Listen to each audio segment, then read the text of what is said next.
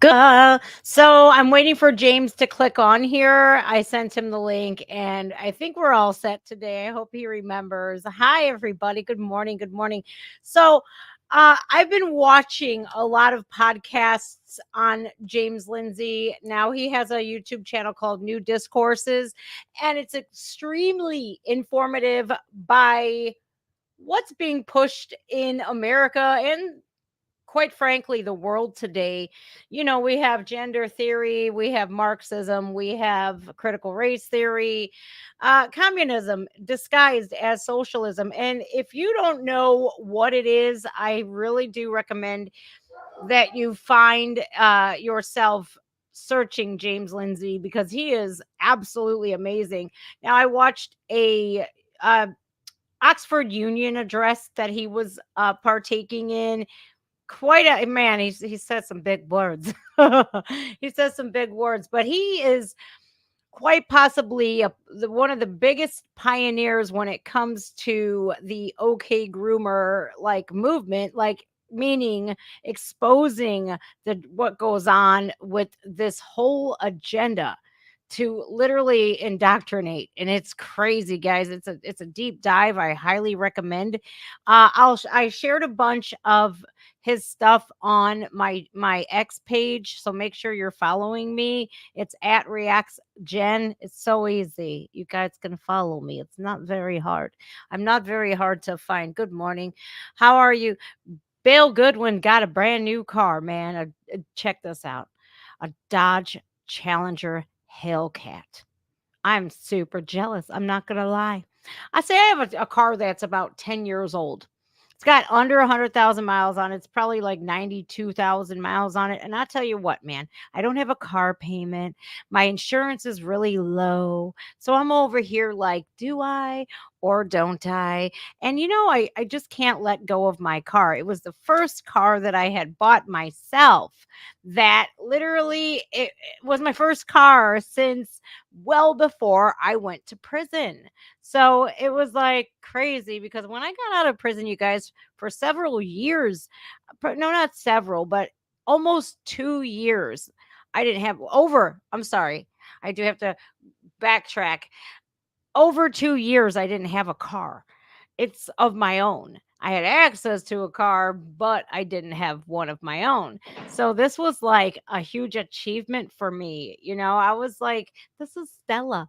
This is my baby, and it's very hard to let Stella go. Honda Accords last forever, especially one that was made a decade ago. You can't find cars built today like they were yesteryear. All right, my dogs are going absolutely nuts. You hear that? Dude, I'm so good when it comes to like not worrying about people coming into my house unannounced. Like you're fucked if you do. I'm just saying, ugh, that dog, man, she could literally use a new chew toy. She blows through them every 5 minutes. All of the money I've spent. Okay, so recently, actually, very shut up. That doesn't work. That doesn't work. Callie, enough! Stop it! She thinks she can bark her way through the house. Like, dude, you don't even have opposable thumbs. How are you going to open the door? Would you shut up?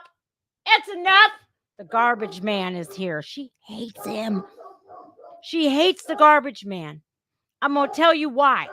She runs that fence line when the garbage man, like when he drives, and he drives away when she's barking. So that further, like, reinforces her bad behavior. Like she thinks, oh, I bark at him, he goes away. I should bark more every time I see him. It's like, Jesus, I wish I could like train the dog to know when to shut that shit off. Because it's quite annoying when you're doing a damn video. Ugh. All right, guys, I haven't been posting a lot lately. I've been very busy and I hope you forgive me. How is my volume? Is my volume good or is it pretty low?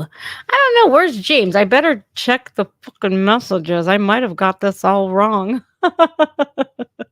You never know. Oh, he's in a meeting. It's running slightly over. No problem. No problem. Just come in when you can.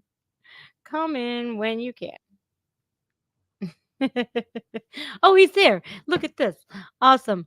All right, guys. Look, enough of my shenanigans over here, and I hope my dogs shut up. But you know they're dogs. You can't shut that off. Anyways, here's James Lindsay. Thank you for joining me, Mr. Lindsay. Hi. Hi, I am so sorry. I got stuck in a meeting and I was like, I have to go. I have to go. No Uh, apologies. No apologies necessary. So, listen, I'm super excited to talk to you because you're one of the leading people that has exposed all of this going on, this agenda towards kids. yes, ma'am. My God, man, my hat's off to you. I tell you what, as a mother myself, I appreciate people like you because it's if it hadn't been for people like you, I would be sitting here doing music reactions still, and I would not you be able to use this platform to spread the word, right? So, Right. thank you. Well, thanks to you for taking the risk of changing the brand of what you're doing. Like you had a thing going on and now you're doing something different. And you've taken that platform, regardless of whatever risk or consequence there is, and turned it to the, this fight for good. So not everybody has, the courage to do that, to risk what they've built to turn it, what people see as political. I don't think a lot of these issues are actually political at all. It's common sense being attacked by radical ideology that when people understand what it is, almost nobody wants it except for a very small proportion of radicals. Man, I agree with you. I think it was a huge risk for me, but when you see people start speaking out and you start seeing it's not even so much as people speaking out as much as exposing it. You're like, whoa, wait a minute here. I'm all good with you doing whatever you do, sleeping with whoever you want to sleep with. I don't care. It doesn't bother me.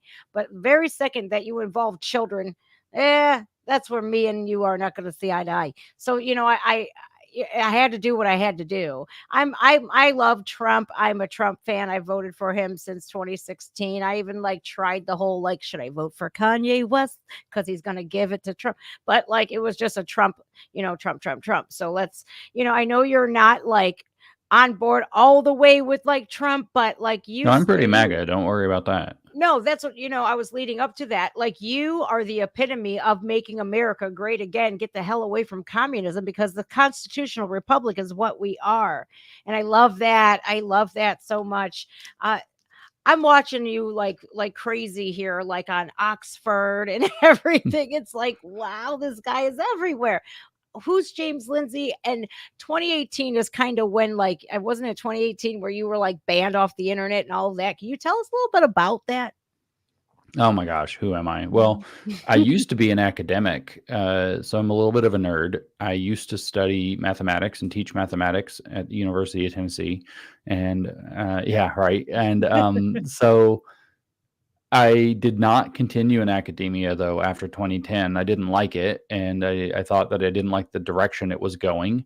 It wasn't really going super woke yet, but that was kind of there under the surface. You don't really see that in the math department, by the way, or didn't 15 years ago. You would now, but it was more, kind of the way the administration was expanding and the way they were taking advantage of students and aiming to just keep the students in and paying very much like customers rather than attempting to genuinely educate them. They called it a model of student retention.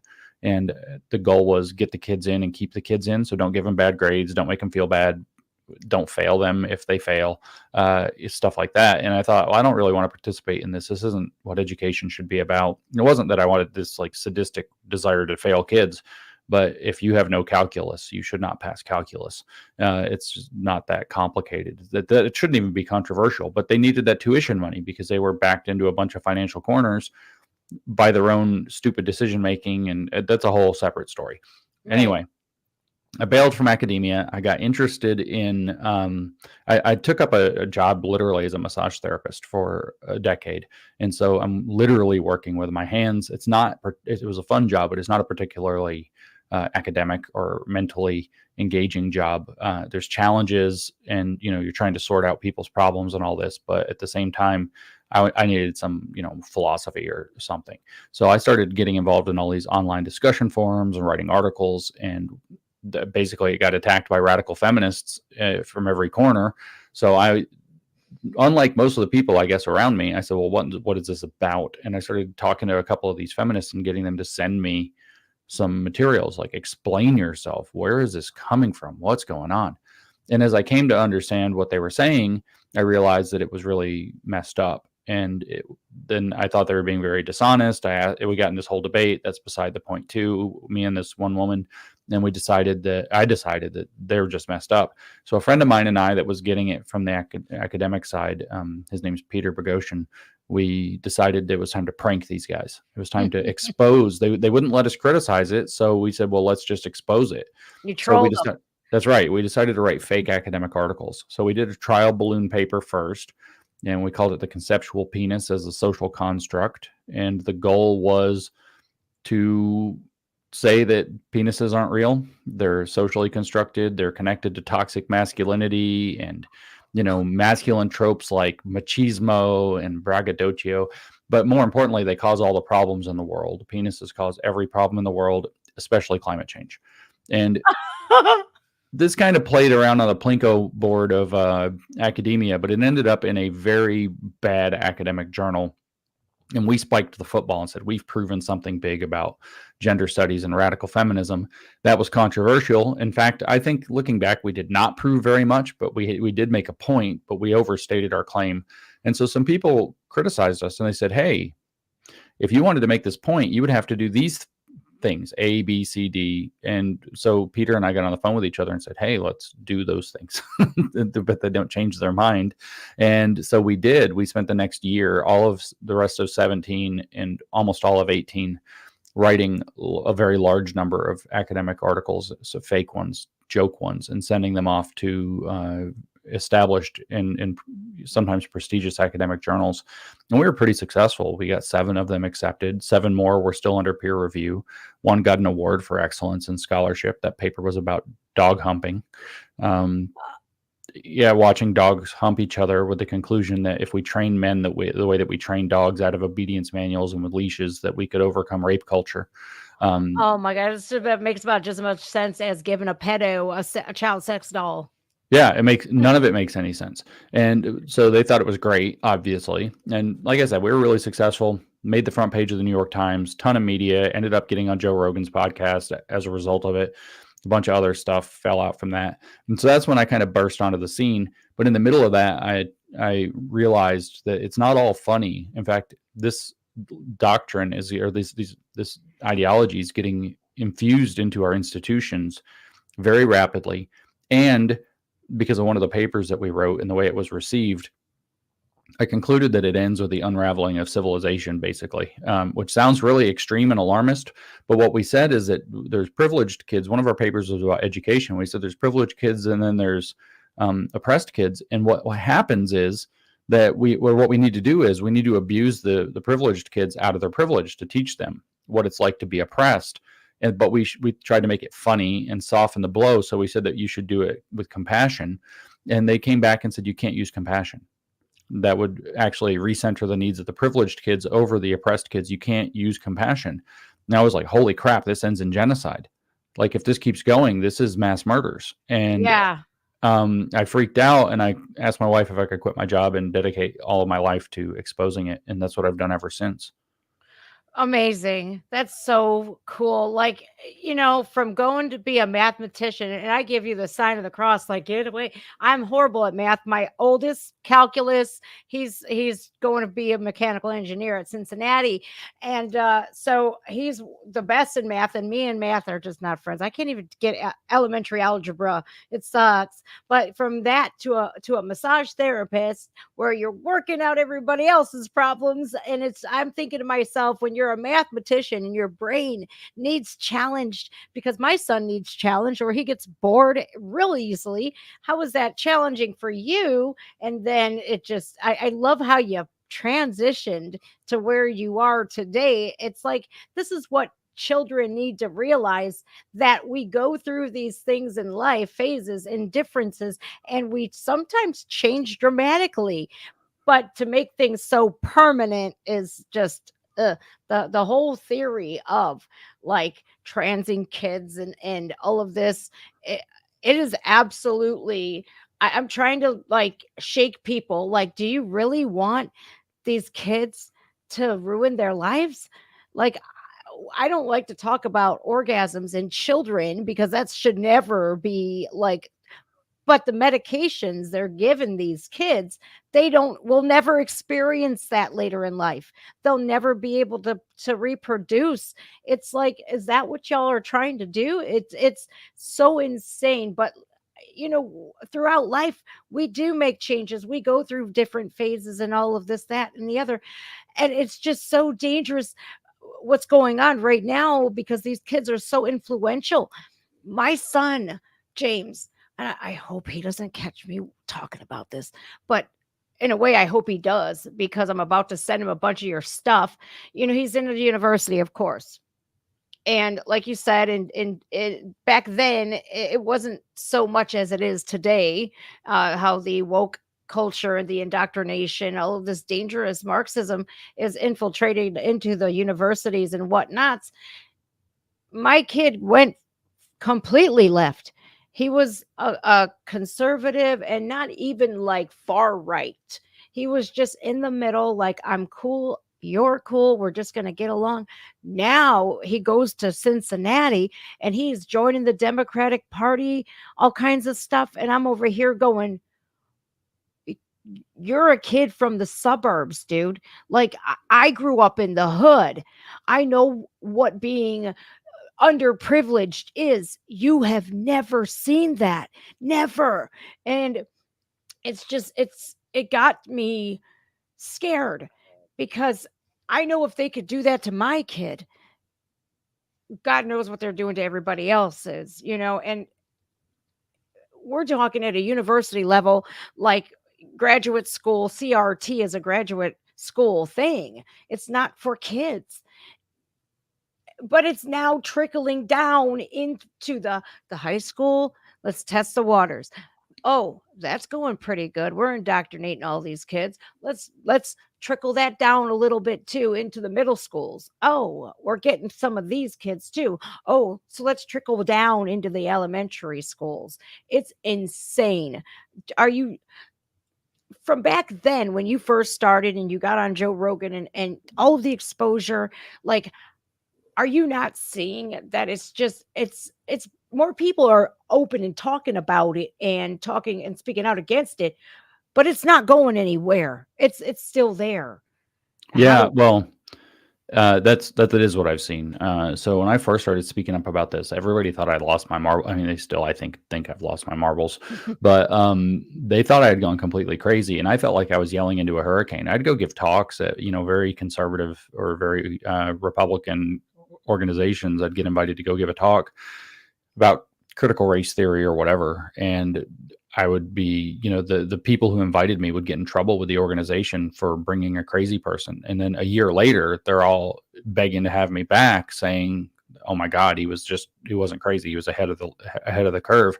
And now I see, everywhere I go, millions of people or hundreds or where I go, but I see millions of people standing up and speaking up. So we are bending, I think, the culture. We're seeing some wins starting to show up in courts, but which we didn't have 4 or 5 years ago. But the fact is that the institutions are completely locked into this, and in particular, education. Like you said, universities, we see what's going on with those. Everybody kind of is getting it. The good news is, I talked with a guy the other day that runs a couple of big companies and on a podcast, and he was telling me, if somebody sends me in their resume and it has their pronouns on it, I just throw it right in the trash. I don't even look at it. And this is the way it's bending. If it says that they joined activist organizations, they just throw the resume in the trash because they know that hiring that person's a liability. They're not hiring an asset, which is what they want. They're hiring a liability. But the universities and the schools are and have been completely captured for a very long time. And I think they are the most infected, they're the most dangerous, and they're getting our kids, and they are going to be the last thing that we're able to fix. We'll fix the business environment way before we can fix the schools, way before we fix the universities. We'll fix even the government will probably come limping along before we get around to fixing the schools, because this came from the schools. This ideology we call woke. There was a lot of activists on this, I don't want to say like the street, but kind of, community organizers and whatever they called them. They were out there developing these ideas. But at the same time, there was a revolving door. A lot of them were professors or were in college or were working their way up through their degrees, infiltrating the inside of the university system through the 1970s and 80s. And so they brag that by 1992, for example, this is in their own literature, they brag that by 1992, they had full control. The woke people had full control of the colleges of education. So all the teachers produced in the United States, because that's the only pathway in most states to teacher licensure, and it's the only pathway to administrator licensure, is that you have to go through at least some, like when I finished my PhD, I considered teaching high school for a little while. They told me I had to go back to an education school for 1 year to get a certificate. So I still had to go through that brainwashing for a year in order to be able to qualify. And so they've had that control since 92. And inside the colleges of education is where most of the woke theory that we deal with today out in the public was actually cooked up. And they, like I said, we're at 30 something years, they've controlled that domain pretty much completely. So fixing that's going to be very hard. And of course, the risk is that it's targeting our children. Like you said, I personally don't care what people do with their, adult activities or whatever, however we want to phrase it. The fact is there are two lines. There's the line between adult and children. You don't cross it. And if you're crossing it, we've got a problem. And then the second line is the public and private line. If you want to fly your freak flag, as the kids say, shut your door. Do that in private. Do not do it out in the street. But what we've seen for the last few years, they can't control themselves there either.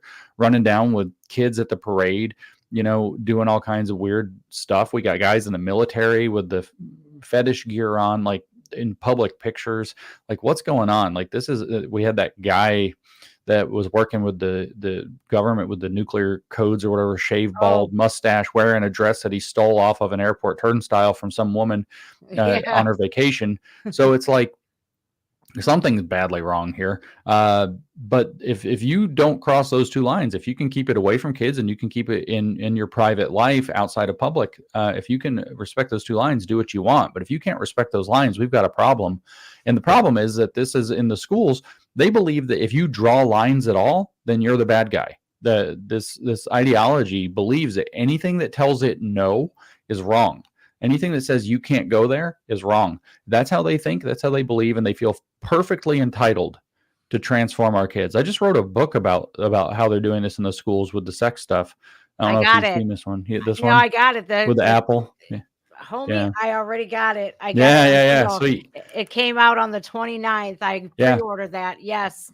The Queering of the American Child. I suggest every one of you out there, if you're especially parents or you want to be parents later in life, get this because it's important. We have to, as parents, do you have kids, James? I have two stepdaughters. Yeah.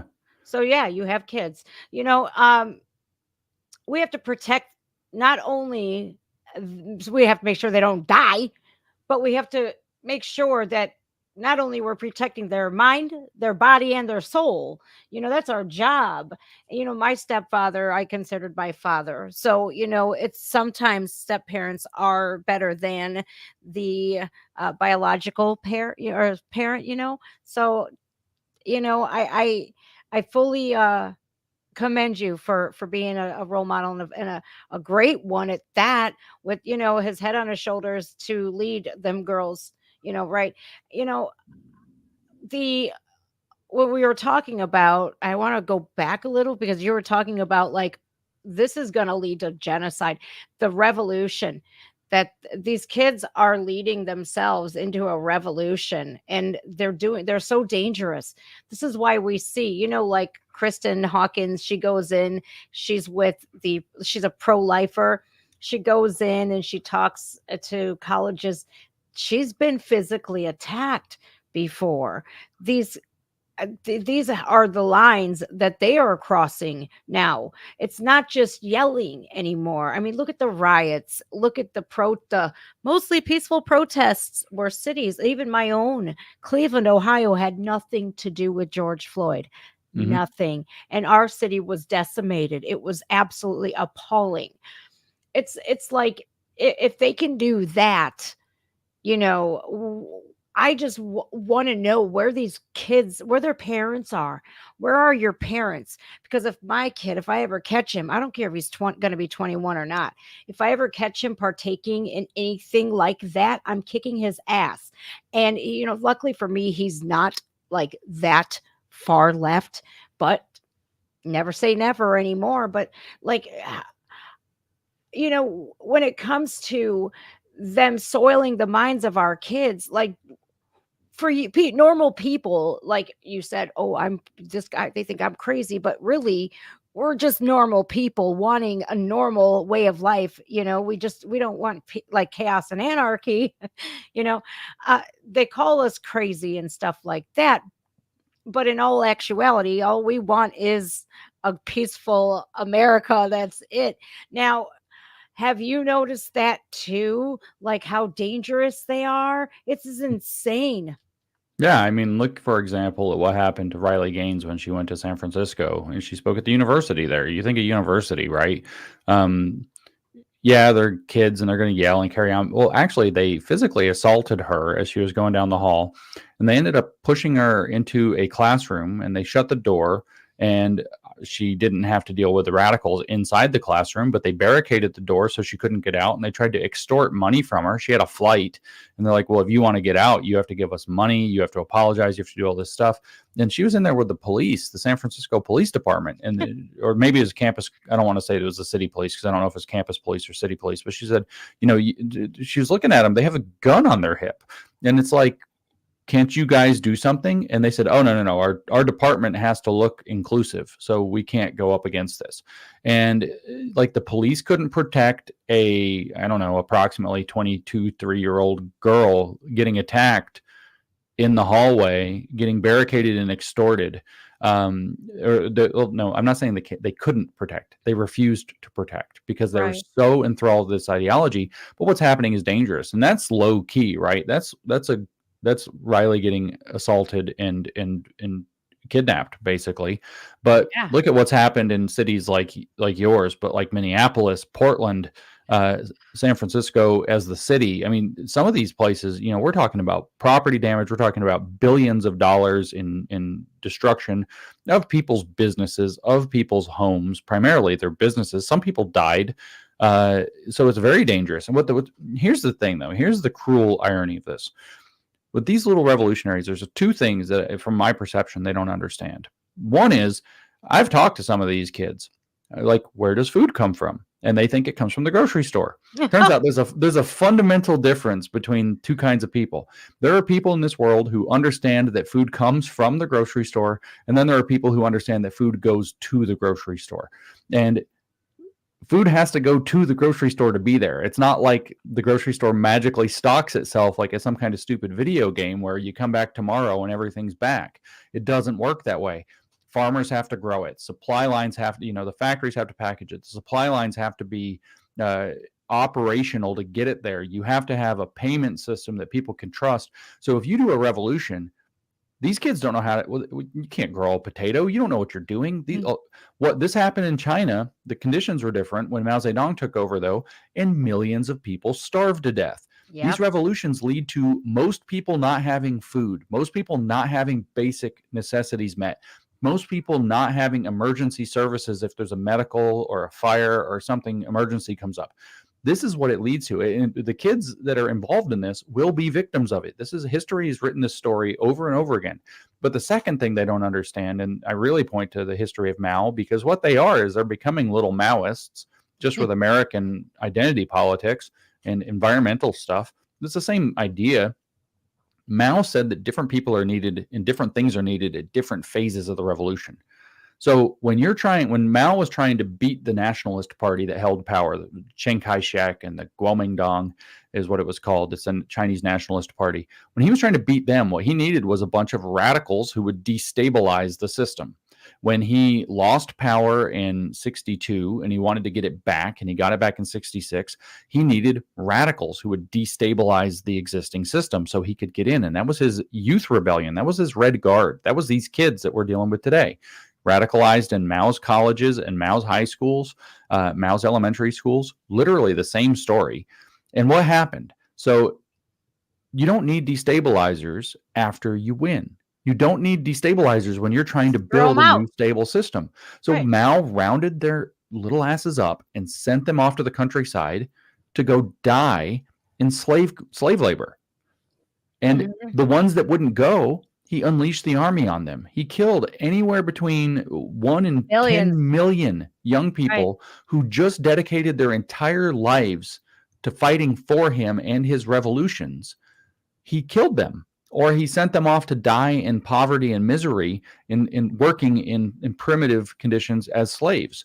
That's literally what they do with the people that they break to turn into revolutionaries. You don't need revolutionaries after the revolution. You need functionaries who follow orders. That's what you need. And so all these little radical kids who are like going to stick it to the man, when the man actually comes and the man actually gets power, you're going to prison. You're going to the gulag. You're getting shot. Like, these people that you're working for in your revolution, kids, are not your friends.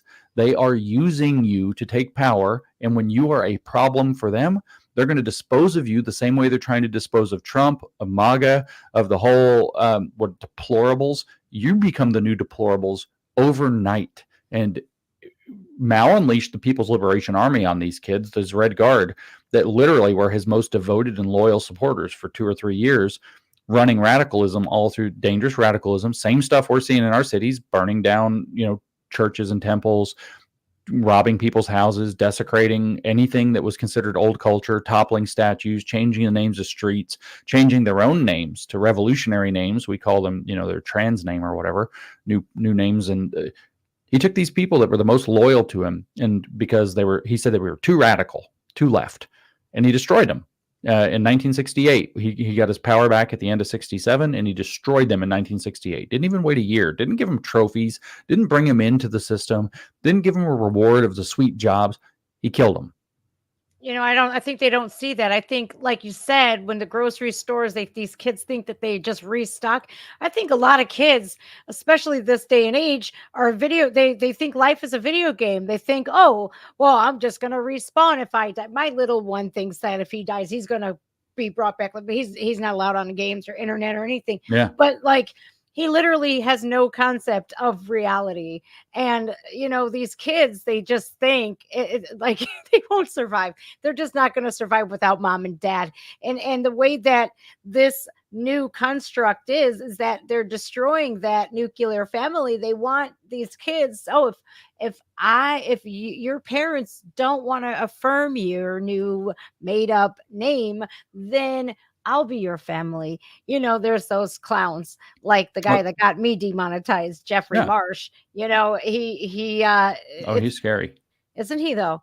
And people think, oh, look he's just the man in the makeup, man. He's not scary at all. When you have a platform like that and you're literally looking into the camera and saying, you will respect us no matter what. It's like, holy crap. Like, I see him for what he is absolute batshit crazy, but very dangerous. That's a very dangerous individual, especially if you have influence. If you have influence and you're not doing the right thing, leading people the right way, it's crazy. Now, let's talk about your book real quick, because it just literally came out on leap year, and that's such a fascinating date. Now, you worked with a guy named Grant on it, correct? Logan Lansing with James Lindsay, and I got it on Kindle. I kind of I have so many books, but I like this thing. It's really neat. Let's talk about how hold up the color version. Yeah. So you see the cover has got the apple with the rainbow flag. Somebody took a bite out of the apple, and the rainbow flag is inside. So it's like education with the apple, but it's also like, the fruit of the tree of knowledge in the book of Genesis. And so they bite from the fruit, and they get indoctrinated into a cult, is really the message we're sending with that on purpose.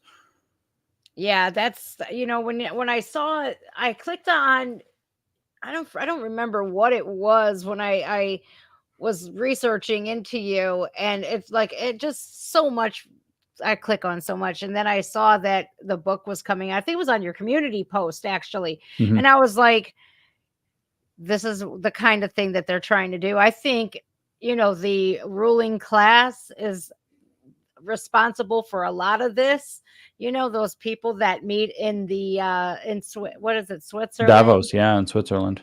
Yeah, in Davos, they drum up all of these weird ideas, and what's crazy is like they are from the worst of the worst ancestry, that they call us MAGA people, they call us Nazis and fascists, but besides the point. They drum up all of this craziness, and it's social media is being used as a weapon. TikTok, especially, if you say anything, you're the one that's banned. You're the one Mhm. that's listed as homophobic. You're the one that's listed as a bigot. And like, I'm over here going, I just said don't mess with kids. I like Yeah, how that's like pretty black and white. Leave kids alone. It's so yeah, simple. You know, I think when it comes to people understanding where these ideas come from, you get a better understanding of how the whole thing works. But regarding your book, now that's a great message in learning like where these kids are getting all of this, which it's so scary. It's so scary. You would think, like, remember back in the day, like, don't watch too much TV, it'll rot your brain. But yeah. now anymore, school. So can we talk about like why you decided to write this, and just give us a little rundown on it.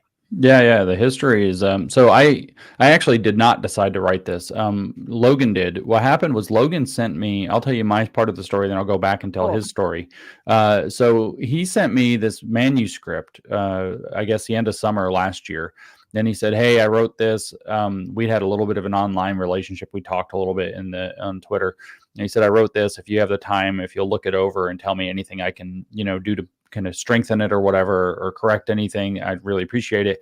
I didn't really have time for this, but I was on a long flight. And so I opened it up and started reading it. I was like, holy crap, this is really good. And so I texted him and I said, well, hey, what's your plan to publish this? And he said, oh, I'm going to self-publish it. And I said, well, do you want to work on this together and make it bigger and publish it through New Discourses with me? And he was like, yeah, let's do that. And so I joined in on the project and we worked on it through the fall and added a lot of pretty solid material to it. So that was my part of the story. He sent me something. I saw that it was a diamond, and I wanted to help develop it, shine it up, and put it out in the world. On a platform that would be bigger than to reach more people than just his self-publication. So I'm hoping that the result will be that it reaches 20 or 30 times as many people and gets that message out. Now his story though is he's a dad. He has two little kids. I mean, they're not even in kindergarten yet. And so a couple of years ago, him and his wife were planning, I think his older is 3. And so they were planning to have their first child. And he was like, well, what's going on? Let's think it through. What's going on in the world? And he started looking at the schools and he said, well, there's this thing happening with all this, the pride and the drag queens and the whole thing, and all the kids' cartoons have all this stuff in it. What are we going to do? So he decided to start studying it. And so that's how he ended up writing the draft that he sent me. Is he spent a couple of years. He said, if I got to prepare my kids to live in a world where this is how they're teaching them, I've got to understand it myself. So he started to study it, and he was so shocked by some of the stuff that he read. Just like I had that moment where, doing those fake academic papers where I said this ends in genocide. Oh my God, I've got to warn people. He had this moment where he was reading a paper by a guy named Kevin Kumashiro. And the paper says that their goal is, and I quote, like, really, it says to push children into personal and psychological crisis, and then structure the environment around them to make sure that they resolve the crisis that they're pushed into in a productive way toward queer education, is what he called it. And so he read that and he read it again and he stopped and you have this moment, right? You read this stuff and you're like, that can't be real. right? Like, this is an educator. This is writing in 2002, by the way. This isn't new. This is 20 years ago. And so he read this, and it says that they intentionally push kids into psychological crisis so that they can pick up the pieces the way that they want to. And he thought Wow. that can't be real. That's We've quoted it evil. in the book. And then so he starts diving, he's shocked. He starts reading more stuff, and he reads this other paper where the guys say, we get accused of indoctrinating kids, and we always try to shy away from it. And they say, no more. We need to own it. That's exactly what we do. We're indoctrinating kids, and we need to just own that fact and start leaning into it. And he's like, how can this be real? And then, of course, I can't even talk. I mean, I'm sure this is a fun show, but we can't even talk about the stuff. Oh, Cannot we even talk can. about the stuff that's in queer theory. We can if we drop off of YouTube and go to Rumble and stuff. We can get into the nitty gritty. But I mean, I can tell you that it is their papers are very frequently sexually explicit, sexually perverse, and stuff that is, pretty far outside the range of normal. And so there's some really crazy stuff that that we quote one thing in the book, and we had to F squiggle K or whatever, that kind of stuff. And when I read it for the audiobook, we have to bleep it out literally. And that's just the lightest taste. Some of the stuff that they put in there is in queer theory is crazy, but you read their papers, and I'm not talking about fringe papers. I'm talking central papers, the ones that built the field. And it's literally stuff like, what about the boy lovers? We've got to protect intergenerational sexual relationships. And they're not talking about like a 50-year-old and a 20-year-old. That's intergenerational, I guess. They're talking about 30-somethings and teenagers. And so literally you can't get away from that. And of course, we see all the stuff happening with the animals and everything. They have no brakes on the train. They have a paper. I did a podcast about this, where it's called Madness Studies or something like that. And they literally are advocating that ideally teachers should not be, this is from in Canada, that teachers should not be excluded from the classroom based on being mentally ill. And in fact, they need mentally ill teachers. What? Why? Like, what about PTA? You have to get fingerprinted and do all this, that, and the other to be in the PTA, to just go on. Yeah, they say that's all unfair. That's all unfair, and it excludes a minority group. Blah, blah, the same exact garbage they say all the time. We need inclusion. Okay. Yeah. So in this book, it's detailing all of this. You guys, please, the website is scrolling on the bottom. Check this out. You can order it. It's on Kindle. It's immediate upload. I got it I pre-ordered it, but it came right on time. It let me know, hey, your book is in, and you could order it here though. You could also read about it and stuff like that they have testimonials and whatnots, but it's just queeringbook.com. James, that's insane. Where do you find check out those testimonials too? Let's look at them. Because one of them, and it might be kind of near the top. I don't know. Laura Becker is kind of right maybe here. So she's a detransitioner. She's a friend of mine, and she literally says if she read this book before she transitioned, she wouldn't have transitioned. Amazing. Yeah, Laura says, as someone who regrets being trans, I wish I had read this book before I went through the surgery and hormones. If I had understood how queer theory functions as a religious cult, I wouldn't have thought transition was safe or effective an effective way to treat my mental health issues. It's insane. James, back in I would say 90s, early 2000s, I have never in my life heard of gender affirming care. There were no gender affirming care clinics. Now, fast forward till today, even a few years ago, they're everywhere. They're all over the country. The most prevalent one, I believe, is Boston Children's Hospital, but they are in every children's hospital. And I don't know what is so life-saving about affirming mental illness. I would think that's adding fuel to the fire. That's making things worse. It is. And actually, if you get outside of the United States, that's what the studies show. Finland just did a study. So there's this Finnish study that actually showed that, the claim is, of course, that if you don't affirm the trans kid, then they're going to commit suicide. The saying is, you can have a living trans daughter or a dead son, right? They always say this is emotional blackmail. And it turns out that the evidence doesn't support it whatsoever. The Finnish study is the most rigorous study that's been done to this date. And it shows that there's absolutely no benefit whatsoever to gender affirming care with regard to suicide. As a matter of fact, it slightly makes the issue worse. And this has been replicated. This study is it's newer, but there were other studies done in Sweden. There were studies done in the UK that showed the same thing. It's only here in America and in Canada where people have completely lost their mind. What they're mostly following is the guidance of a group called WPATH, which is the World Professional Association for Transgender Health. Ooh, that's right. That's exactly right. And as a lot of people will know, Mia Hughes with Michael Schellenberger just published something called the WPATH Files, exposing a number of things. Number one, that they knew they were doing experimental medicine and saying that they weren't. Number two, that they were taking advantage of psychologically injured or psychologically unwell young people, teenagers, and giving them transition as though that's the way to deal with their problems.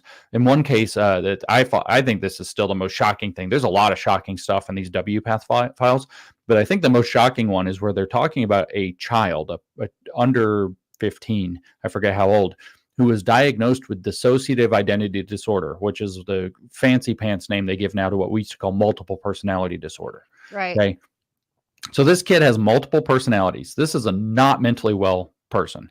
And they know that the kid has multiple personalities.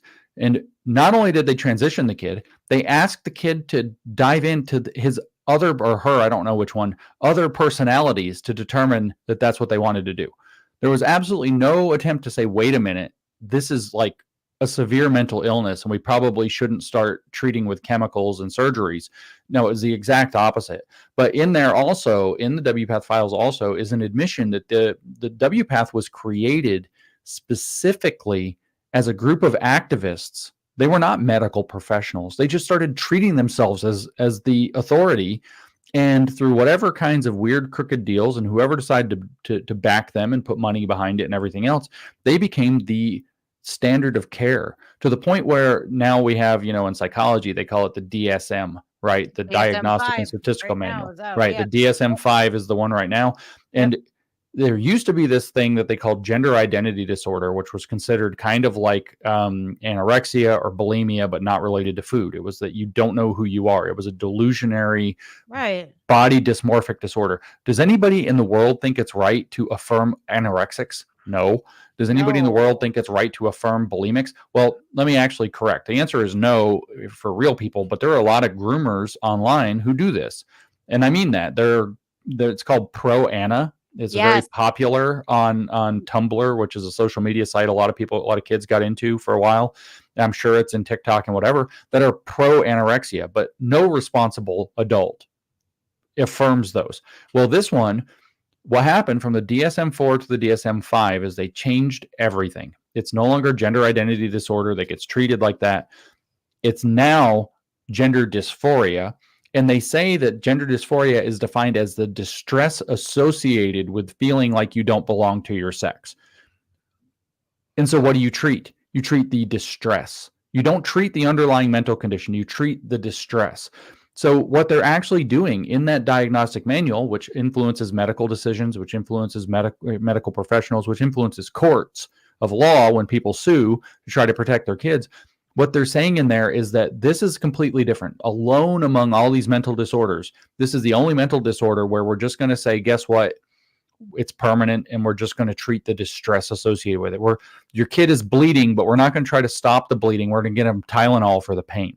That's basically the equivalent, but the treatment protocol that's recommended by WPATH and thus the American Medical Association, the American Academy of Pediatrics, the American Psychological and Psychiatric Associations, is gender affirming care, starting with social transition, moving into chemical and then surgical medical transition. And it's insane. It's based on literally activists who declared themselves to be the world authorities, who in their own, these files, you have to go look these things up and read them. They're amazingly horrifying. They admit They a lot of admit that stuff.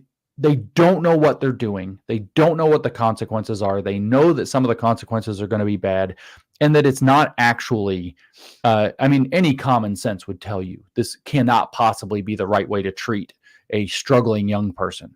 But Right. somehow they've convinced the entire medical apparatus. And of course, they make buku bucks, mega dollars Oh, off of it's it. lots of money, billions, 400 billion this year, I think.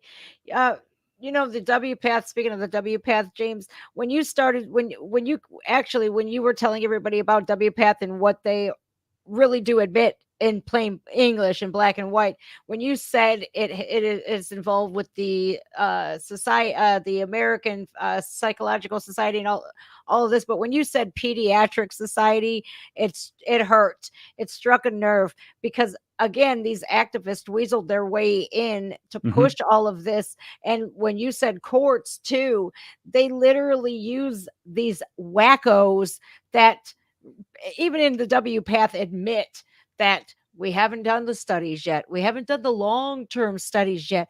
They use that as a weapon to take Yeah. children away from the home. And it's They do. insane. It struck my nerve, because I'm a mom, and that's the Yeah. worst thing that I could have, is some asshole saying, "Oh, you're not a boy, Roman. You want to be a girl." And then if I don't call my son, who I gave birth to out of my own body, if I don't call him a girl, then I'm this evil bigot that shouldn't have custody of my kid. Thankfully, in Ohio, that's not the case. But I know a man. California. Yes, his There's name is 15 states, actually. 15 states now that are bent that way. California is the most famous. I'm working with a guy out there. He's a trash guy. He's a trash man. It's literally his job. He's a garbage man. He's a great man. Adam. Adam Vina, yeah. Yes. And yeah, and so this guy's lost his son because he, exactly what you just said, he refuses to affirm that his little boy is a girl. And so they took his son away, and he hasn't seen his son in years as a result of this. And this is happening. It's like I said, it's 15 states right now. I can't talk about the details. I'm involved in a lawsuit in one state right now as an advisor. I'm not being sued, and I'm not suing anybody, just to be clear. But I can't talk about the details, and I have to be really vague. But the whole thing, the basic premise is, it's one of these states that has outlawed this medical approach, and some families are suing to be able to keep the transition, the gender affirming care going. And the entire lawsuit is built on the back of WPATH. And so this WPATH files might change everything, actually, but the entire thing is, well, WPATH says this, and then they invoke the American Medical Association, but like you said, the American Academy of Pediatrics. I just want to let people know, though, that there is an alternative with that, and people need to support it where they can. The American Academy, this is a little confusing, and I apologize, but it's just the nature of these stupid organizations. The American Academy of Pediatrics is totally woke. It's totally captured by the activists, but there's an alternative called the American College of Pediatricians that is much smaller, but they are absolutely against all of this stuff. American College of Pediatricians. The American College of Pediatricians. And of course, they get smeared as bigoted and blah, blah, blah, and they don't have as many members, but they're growing, and they are not confused about this issue as far as it goes. And so there's hope. There are still good doctors out there. There are still good people out there that are, within the medical field in dealing with kids specifically, that are waking up and willing to put even their medical licenses on the line to defend kids. So, it's insane. It's insane to hear that. I tell people ask me all the time, what's going on? And I keep telling them, and I hope people believe me. You believe me. I know we're in the midst of an attempted communist revolution of this country, and it will destroy everything it has to in order to get its way. Yeah. And that's why everything's so insane. And if we realize that's what we're dealing with, and we start standing up and saying, no, we're not going to go that way, we actually can stop this thing. I have this quote in my mind, and I forget exactly where it comes from, but we will destroy America from within its own borders without even having to fire off a missile. I forget where I heard it from. Yeah, that's Khrushchev. Nikolai Khrushchev, who was the ruler of the Soviet Union after Stalin died. Hey, hey, hey. It's insane. It's like kind of what's happening today. I want to like backpedal really quickly though, just really quickly and touch on this WPATH thing. Yeah. Even like they openly admit like, oh, 100% of the kids given puberty blockers in Tanner stage 2, which is ages 9 to 11, 100% of them have zero sexual function whatsoever, will never achieve an orgasm. They are completely sterile. And this, we don't know if it's reversible or not. The studies aren't there. That's what they claim, right? Not only that, but these boys that think that they're being affirmed or coached to be, or groomed. They're being groomed to believing that they are born in the wrong body. The puberty blockers are making their penises micro penises so that they have to use other alternative methods to do the sexual reassignment surgeries. And in some cases, these kids are dying because they're going septic because, oh, I think it was in the Netherlands.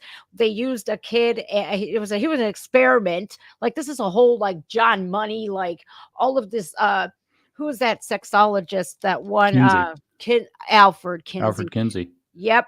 This is like all this over again. It's so insane. But they used a part of his bowel, and the kid went septic and died at 18 years old or 17 or something. But he's dead. But WPATH admits all this. Like, well, it stunts the growth of the penis. So these kids are left with micro penis. Dr. Marcy Bowers, I think, is quite possibly one of the most evil people on the planet. Did that Jazz Jennings surgery that had to be done 3 different times. Thankfully, Jazz's parents are well off, and Jazz is famous from TLC and gets all this money so that, Jazz can afford that. But poor kid that is confused if, he dies from a botched vaginoplasty, whatever. But the WPATH openly admits that these puberty blockers that they are given are off label. It says it right there. That's, the FDA approved it for, well, we're sex offenders, to chemically castrate them, but we're going to give it to these kids off label. And it's like they're admitting all of this. And at what point do the people that have half of a brain that actually give a shit about kids, at what point do they say what you're doing is illegal? And it's not just illegal, it's archaic, it's barbaric, and it's absolutely vile. Like, at what point? I think WPATH needs to go. I don't care what anybody says. Call me a bigot, call me whatever you want to, call me transphobic. I don't care at this point. Well, I'll give you some good news. WPATH, from what I saw not that long ago, is in the past 18 months, and that's before WPATH files came out, which is just like 2 days ago, or yesterday, actually. It was the 5th. Is midnight on the 5th is when it came out. We saw it earlier because of midnight London time, but that's beside the point. WPATH lost almost 3/4 of its membership over the past 18 months before this. WPATH was already trending downward, not upward. And now they've been hit by basically the, intellectual equivalent of a nuclear missile.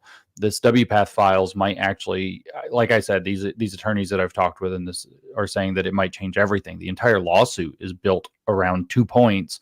One point is that it's WPATH and it's medical guidance. And the other point is that it's discrimination to say no for an off-label use of medications. Now, I find that to be particularly galling because I just remember when all these states banned off-label uses of a drug called ivermectin and hydroxychloroquine. Yeah, sure did. But apparently states are allowed to ban off-label uses in some cases, but not off-label uses in other cases, and it's discrimination or some nonsense. But it's not discrimination because of the differential diagnoses. You actually can screen for people with mental illness or just that they're minors. I mean, maybe it's not like a friendly topic or whatever that people want to hear about a lot, but I happen to know that there's these silicone gel breast implants, and they don't let women get them under the age of 22. So you have to be not 21, you have to be 22 to be able to qualify for these, or maybe 23. 22 is the magic number because they're not positive about the long-term health effects about them. So they want people to be a little more mature to make that decision. But here we're talking about in the WPATH files, we're seeing kids much younger than half that age actually that are being, pushed into social transition, as they call it. Social transition is being dragged into a cult. It's not at all a medical or a psychological procedure. It's brainwashing. It's destructive. And I think that we are hitting a critical mass. We're doing this show 2 years ago. It was hard to talk about this without people going off like firecrackers. Now, like, Media Matters barely manages to like put out an article about you if you say something, about it. So I think we're getting to the point. And so I am encouraged. But WPATH, I agree with you. That needs to be shut down. It's activists pretending to be medical professionals because some of them have DR in front of their names. But it's a catastrophe. It's funded by, I don't know how WPATH is funded specifically, but this activity is funded by lots of crazy billionaires who decided to be trans themselves. Pritzker family has one. Martine Rothblatt. Do you know who Martine Rothblatt is? Mm-mm. Oh God, do I have that book nearby? No, it's in a different room. Martine Rothblatt. Send it to me on Twitter so I can, or on X. I'll get it, but talk to me about it. What is that? So Martine Rothblatt wrote 2 books. One is called The Apartheid of Sex. And the idea of the apartheid of sex is that men and women being considered different is equal to apartheid in South Africa in terms of how unjust it is. And this book is insane.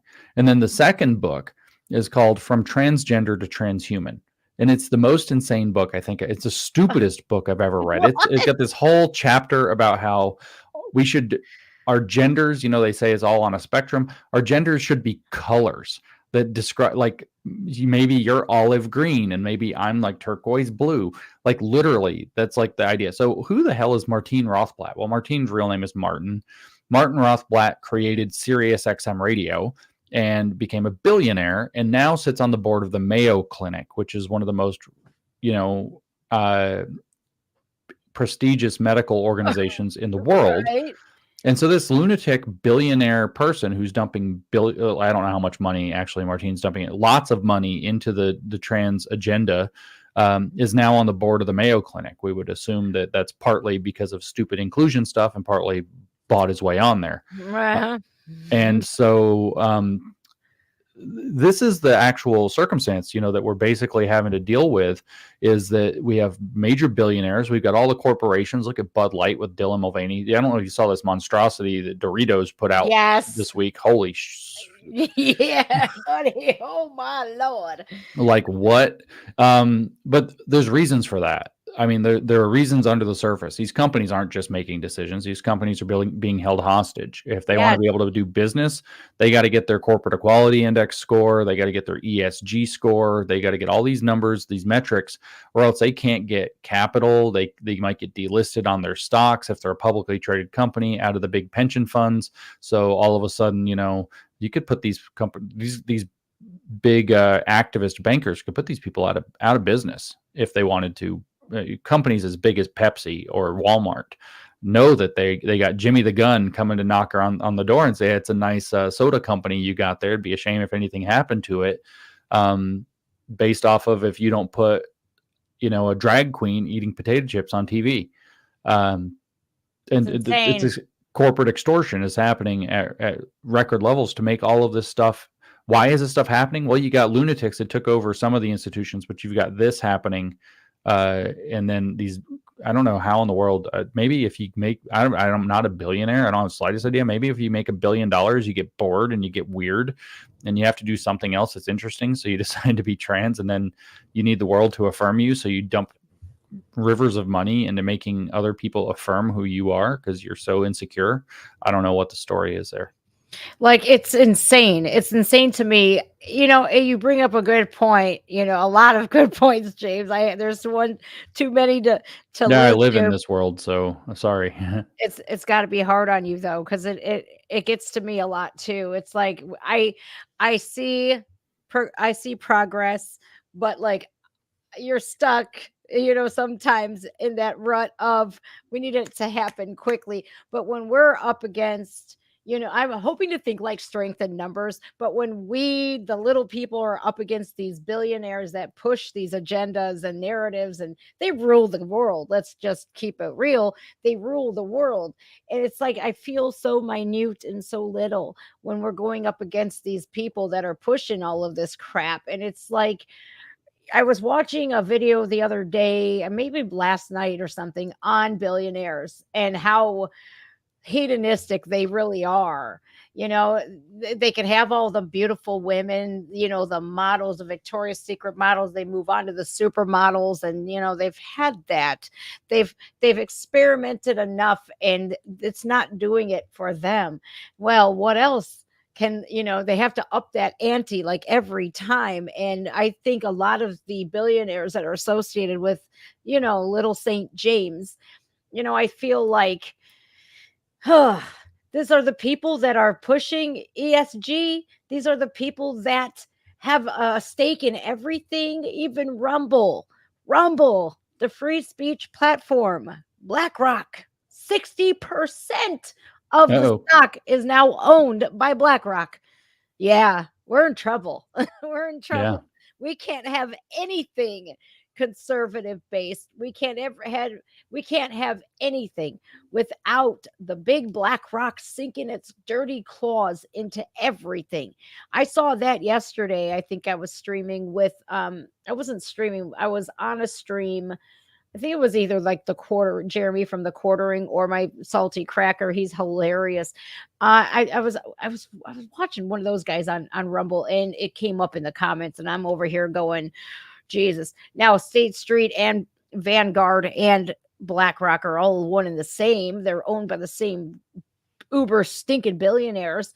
And I just can't believe that, like you said, like you're going to get a knock on your door if you're not pushing these types of people down our throats, like Dylan or Jeffrey selling tampons. Does Yeah. that make any sense? Now we got tampons in the boys' bathroom, tampon dispensers. What a waste of resources that was. We could have went to getting, I don't know, let's say new books for the kids to educate them, for a great future. But no, we're going to waste money by putting a bunch of tampon dispensers into our classrooms. And it kind of blows up every time because Dylan Mulvaney doesn't have like a checkered past like Jeffrey Marsh got caught pandering to kids and inviting kids behind a paywall to. And I looked at his Patreon before all of this blew up. It was not under or not over 18. It was all ages, all could access. He has since changed that, but on the Patreon, you have your Patreon, you can post videos, you can do this.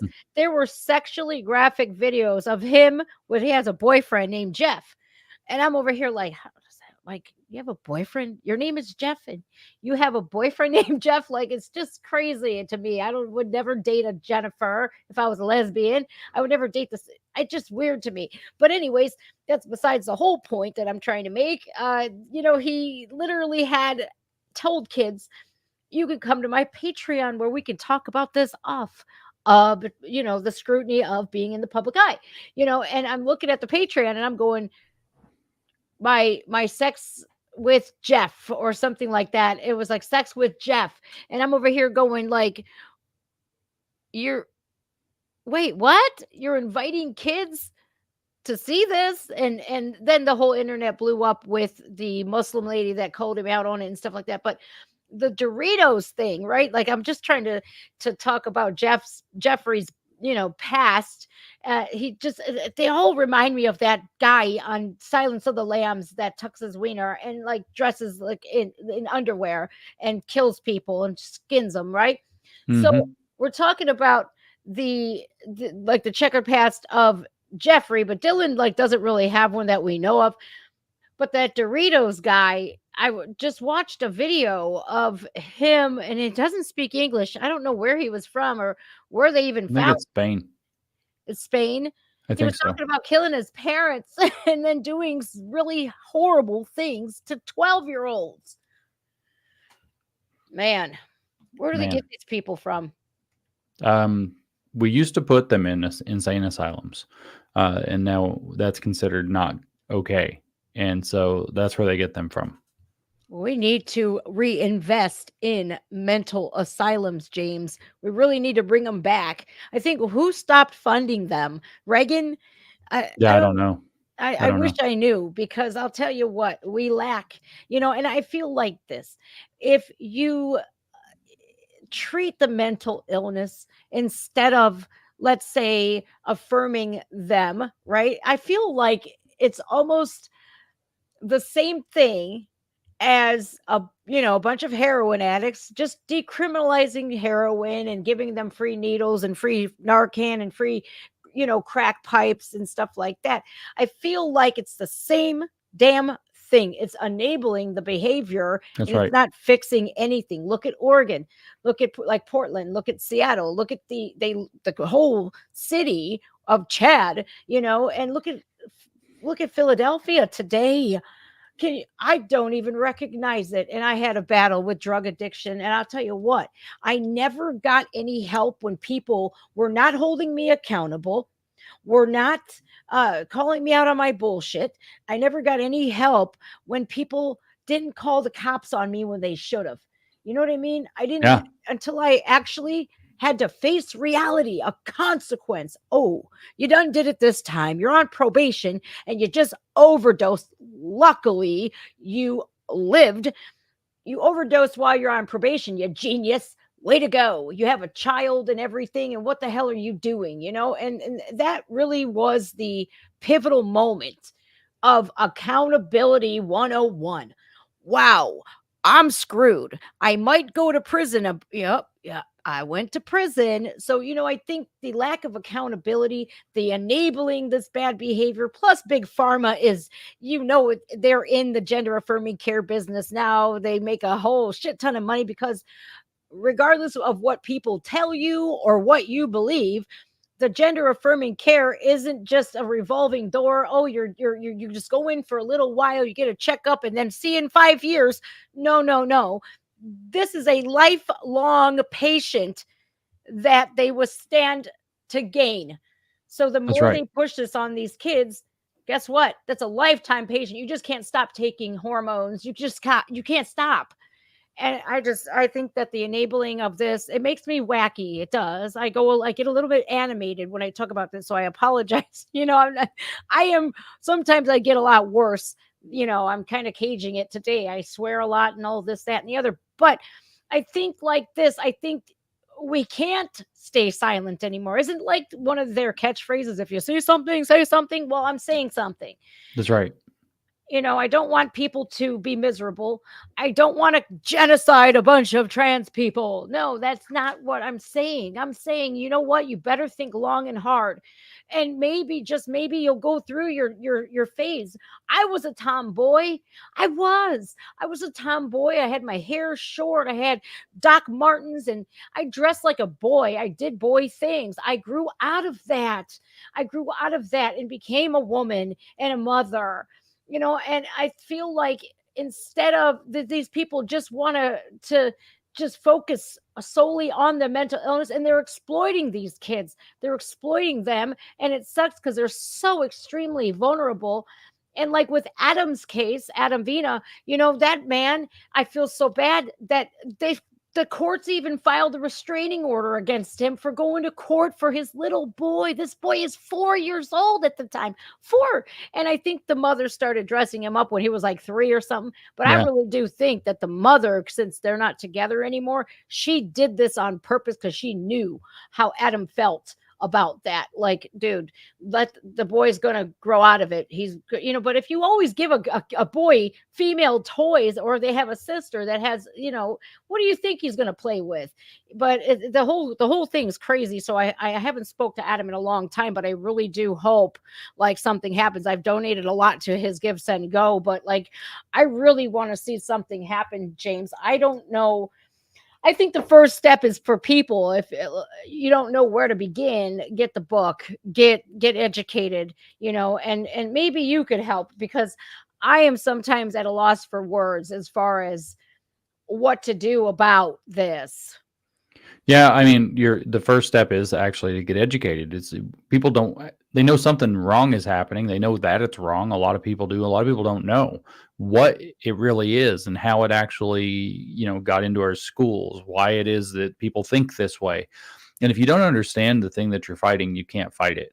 It's not enough just to understand it. You've got to, strap on your testicles and show up and talk. You've got to open your mouth. You got to stop worrying about, are people going to call me a name? Am I going to lose my job? You got to stop worrying about that stuff. We're talking about thousands of kids here, maybe more. We're talking about families torn apart. This is not oh, well, maybe I'm going to be a little uncomfortable for a few minutes, so I'm just going to keep my mouth shut kind of moment. This is it. Stand up and speak up.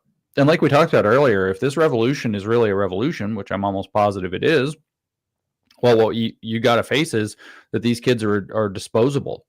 Right now, they're making money for the pharmaceutical companies, for some of these doctors. They're pushing an ideology and making some of the people pushing it feel affirmed and accepted or whatever. But ultimately, they're using these kids and they're going to discard them. So it's tragic all the way around. And all it actually takes to get it to stop, even as big as all this is for enough people to start saying no and to start getting clear on the issue, so that we can take it to court and the judges can actually start to decide to shut it down. Let me give you an example. In the state of Missouri is, I think, one of the only states that's not doing this right now. And the reason that the state of Missouri is not doing this right now is because they changed the law so that the statute of limitations for kids that go through this to be able to sue. Do you know what it was originally? 2 No. years.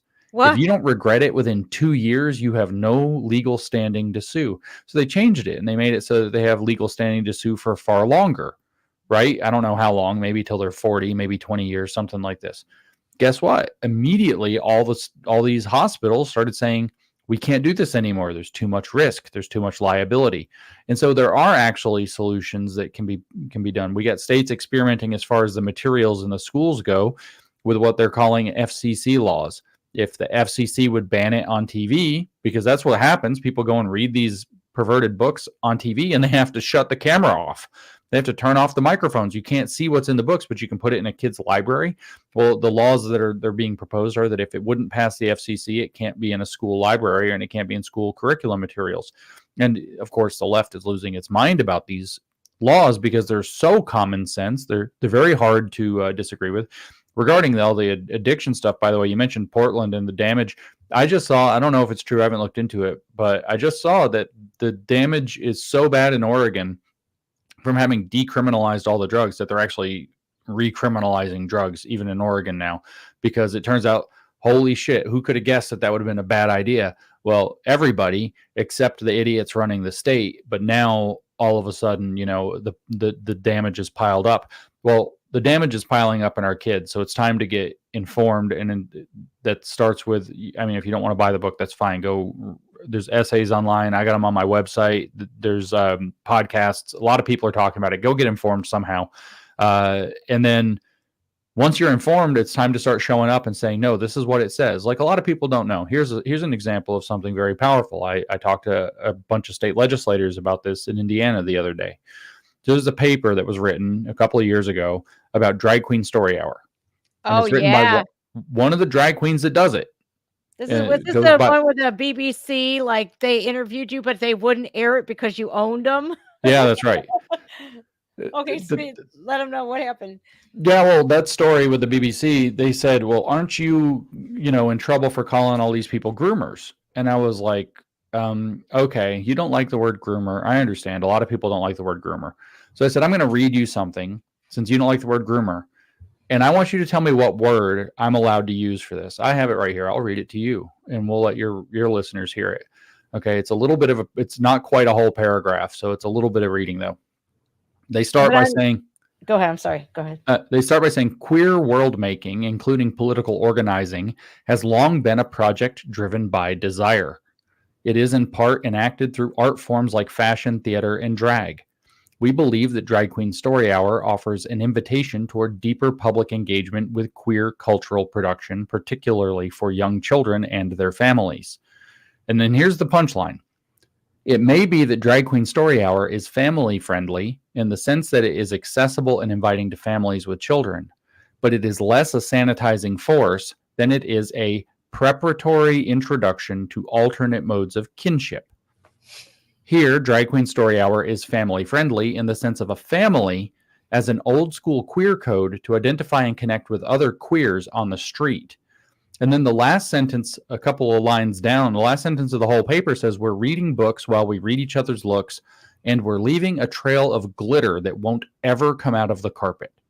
And so I just, on the spot, I read that on the recording. It wasn't live or whatever.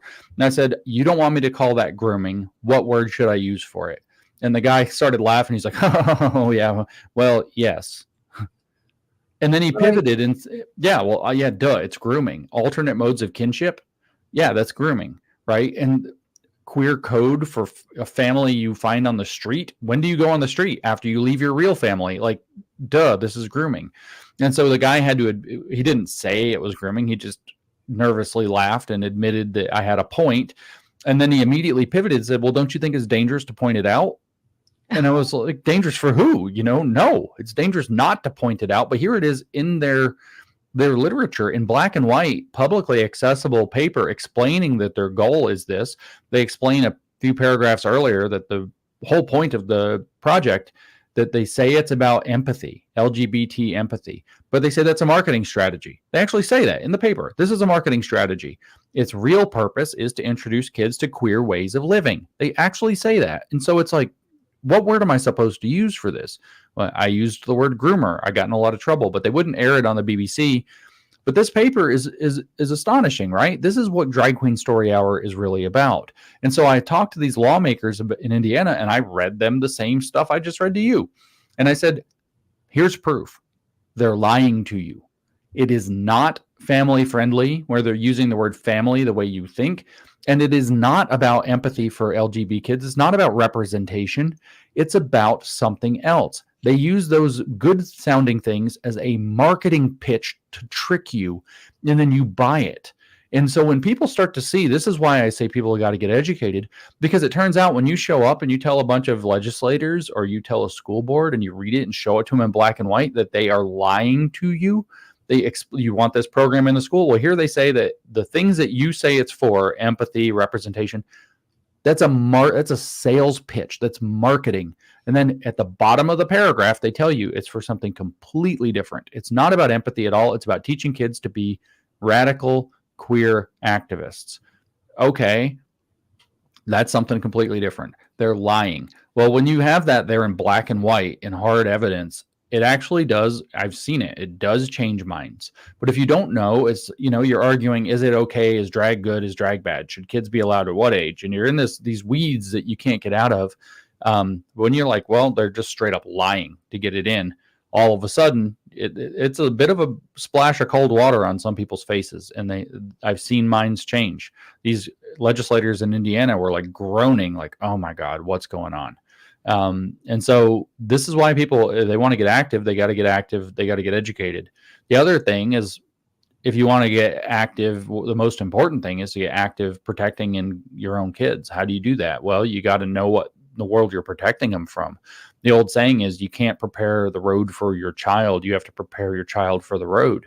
So that means you got to know the road. That's why Logan wrote this book in the first place. He wrote this book because he was about to start a family, and he was like, what is the road? I got to be able to prepare my kids. Didn't know if they'll be boys or girls at the time.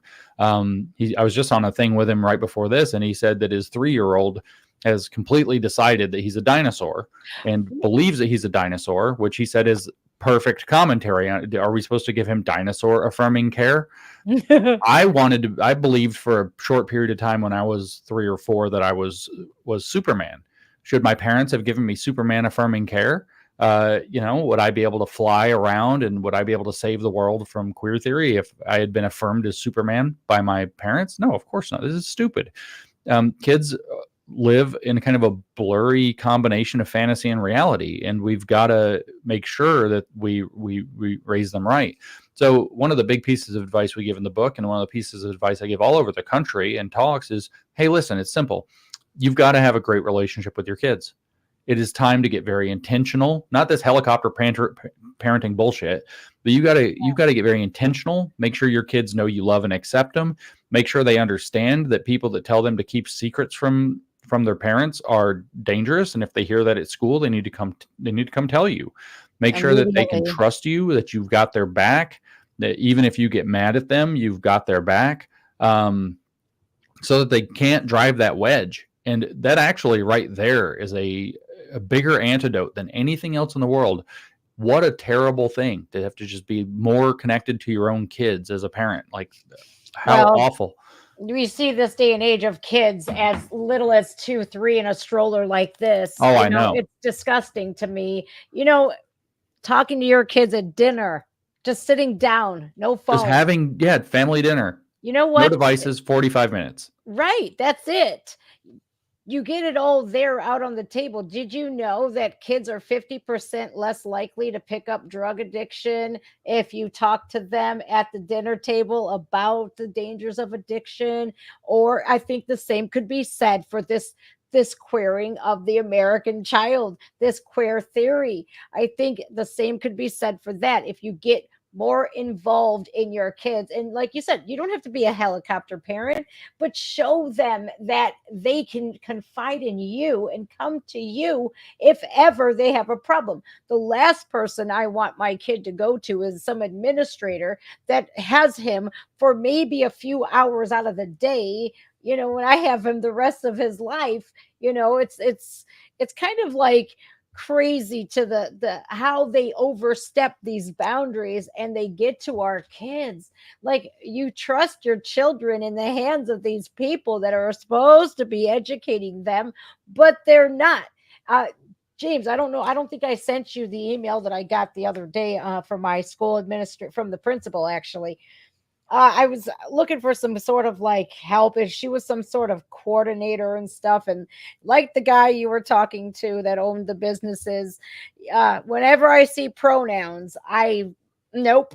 So this lady, he gets me in touch with this lady. We're in a chain of emails, and I scroll down and I see pronouns, she, hers, whatever. And she, her, hers, or something. And I look and I stop for a second and I go, wait a minute.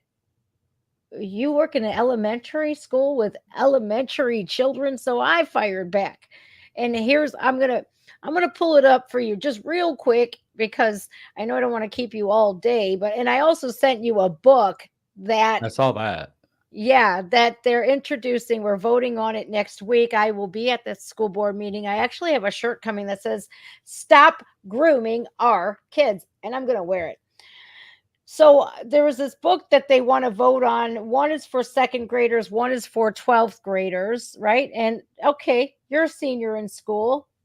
I really don't have much to say about, 17, 18-year-old kids. However, the 7-year-olds, I'm going to have a tad bit of a problem with that, and this book is all about being loud and being protesting trans and gay and all this.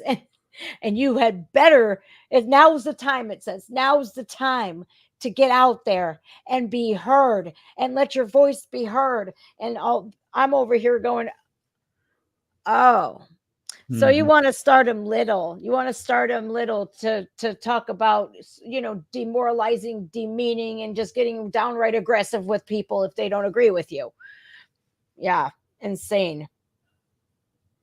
Let me see here. Here it is.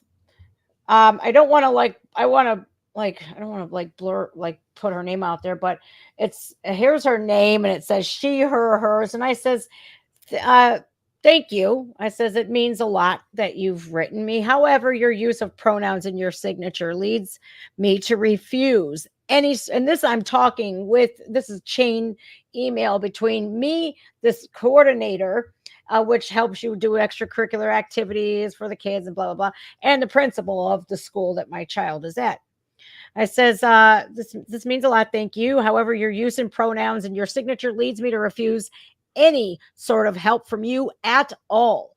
I have handled being a mother for beyond 6 years, and I'll continue to handle being a mother. I said, Mr. So-and-so, I don't want to put his name out there. I says, I am removing myself from this email. My family doesn't roll like this. I don't know why you'd allow this person to work in your school, as these are elementary students. Their main focus should be on the 3 R's, not this woke nonsense. I said, if anyone in your district so much as breathes any of this woke liberal garbage to my son, he will be taken out of, and I said the city, schools and homeschooled immediately.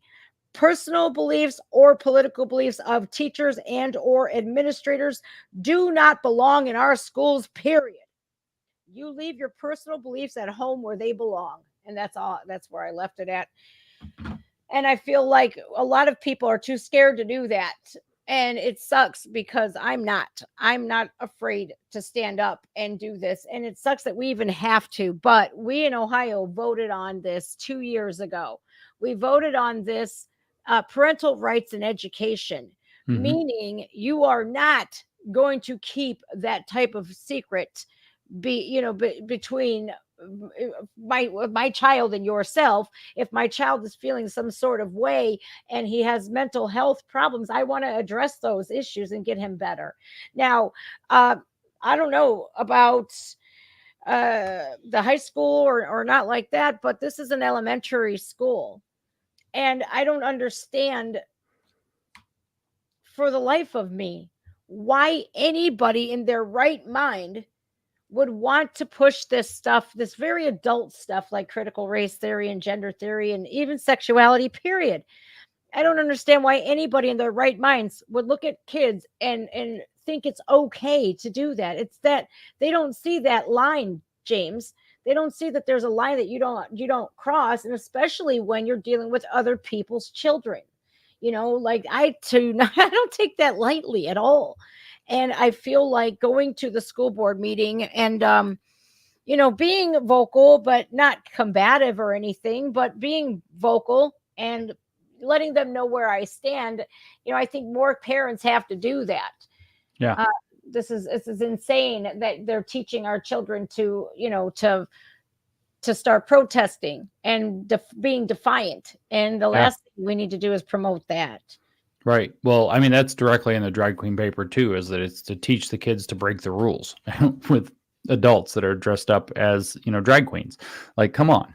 But you say you don't know how people in their right mind can do this. Well, the answer is primarily that they're not in their right mind. The fact is that some of the teachers and administrators, and I don't mean by any means most, and I don't mean all, some are activists, and they think that they're entitled to do this, and they think that they have to do this. It's like their religion that they have to go after this and try to bring kids up in it. Doesn't matter whose kids they are.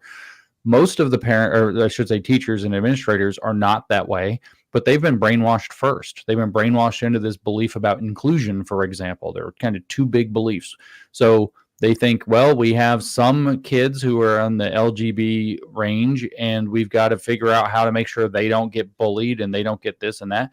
And they've been sold a bunch of lies, just like everybody else, that these programs are the way that you do that you help those kids feel more included and less bullied and less excluded and ostracized. And it's lies. The activists lied to them, just like the Drag Queen Story Hour people are lying. They come and they say, well, it's empathy, about teaching caring and about making kids feel special and connected, but it's not. It's actually about something else. And so they got tricked. The other one, and this is a disease our society has to cure itself of. And this is some grade A problem for our society. And I've heard it called expertitis. It is this belief that the experts know more than everybody else. So we have to listen to whatever the experts say. Trust the experts, listen to the experts. So the experts in teaching and children and everything else have decided that this is what kids need. And so we just have to listen to the experts. That's what WPATH said. That's what so-and-so said. That's what the teacher manual says. And it's no common sense. The common sense has been overridden. And you hear them say this, they'll say this sometimes at school board meetings and say, you don't have a master's degree. Like, I don't need one. I'm mom. Like, mom doesn't need a damn master's degree in her own kids. We have one by default. It's the highest degree you can have. It's called MOM. And DNA. yeah, DNA. That's right. I'm mom, comma DNA. That's exactly right. And so, but there's this belief in a lot of the professional class that they just know better than everybody else, and that they have a right, therefore, to do what their ideas say is best. And that's exactly what this garbage theory has infiltrated into, is the experts. That's a mark of being smart and ahead of the curve. And it came from people with master's degrees and PhDs. And we've got to cure ourselves of that. We've got to start saying that an expert who has no common sense is not an expert of anything. That they don't have any authority if they're doing stuff like this. If they can't figure out that leaving other people's kids alone is job number one, then they're not an expert in dealing with people's kids. Is very, very simple. But I think we're waking up from that too. I honestly do. COVID, I think, woke us up a lot to, just do what they say. Don't take this, but go get this shot. Like, who knows what it does, but it's safe and effective because we said so. We're experts. And if we don't do that, nobody can have a job anymore or something. People don't trust this like they did 3-4 years ago. We are starting to realize that the experts are blowhards. They're activists. Yeah, a lot of them are. The thing is they're activists, or they're infiltrated by activism, or they're held hostage by activism, or they're brainwashed by activists. And at some point, there's a thing. It's called negligence. At some point, you might not be actively the problem, but you are negligent in your duty. And negligence is still a thing. If you do, this is in the federal law in the United States. If you allow harm to befall a child where a competent adult should have known better, you can be held responsible for negligent harms against a child. So it's incumbent upon us to go speak up, to go show up and say, this is wrong. It's wrong. Obviously, you want to be as educated and professional as you can be. It's very hard because it's so emotional.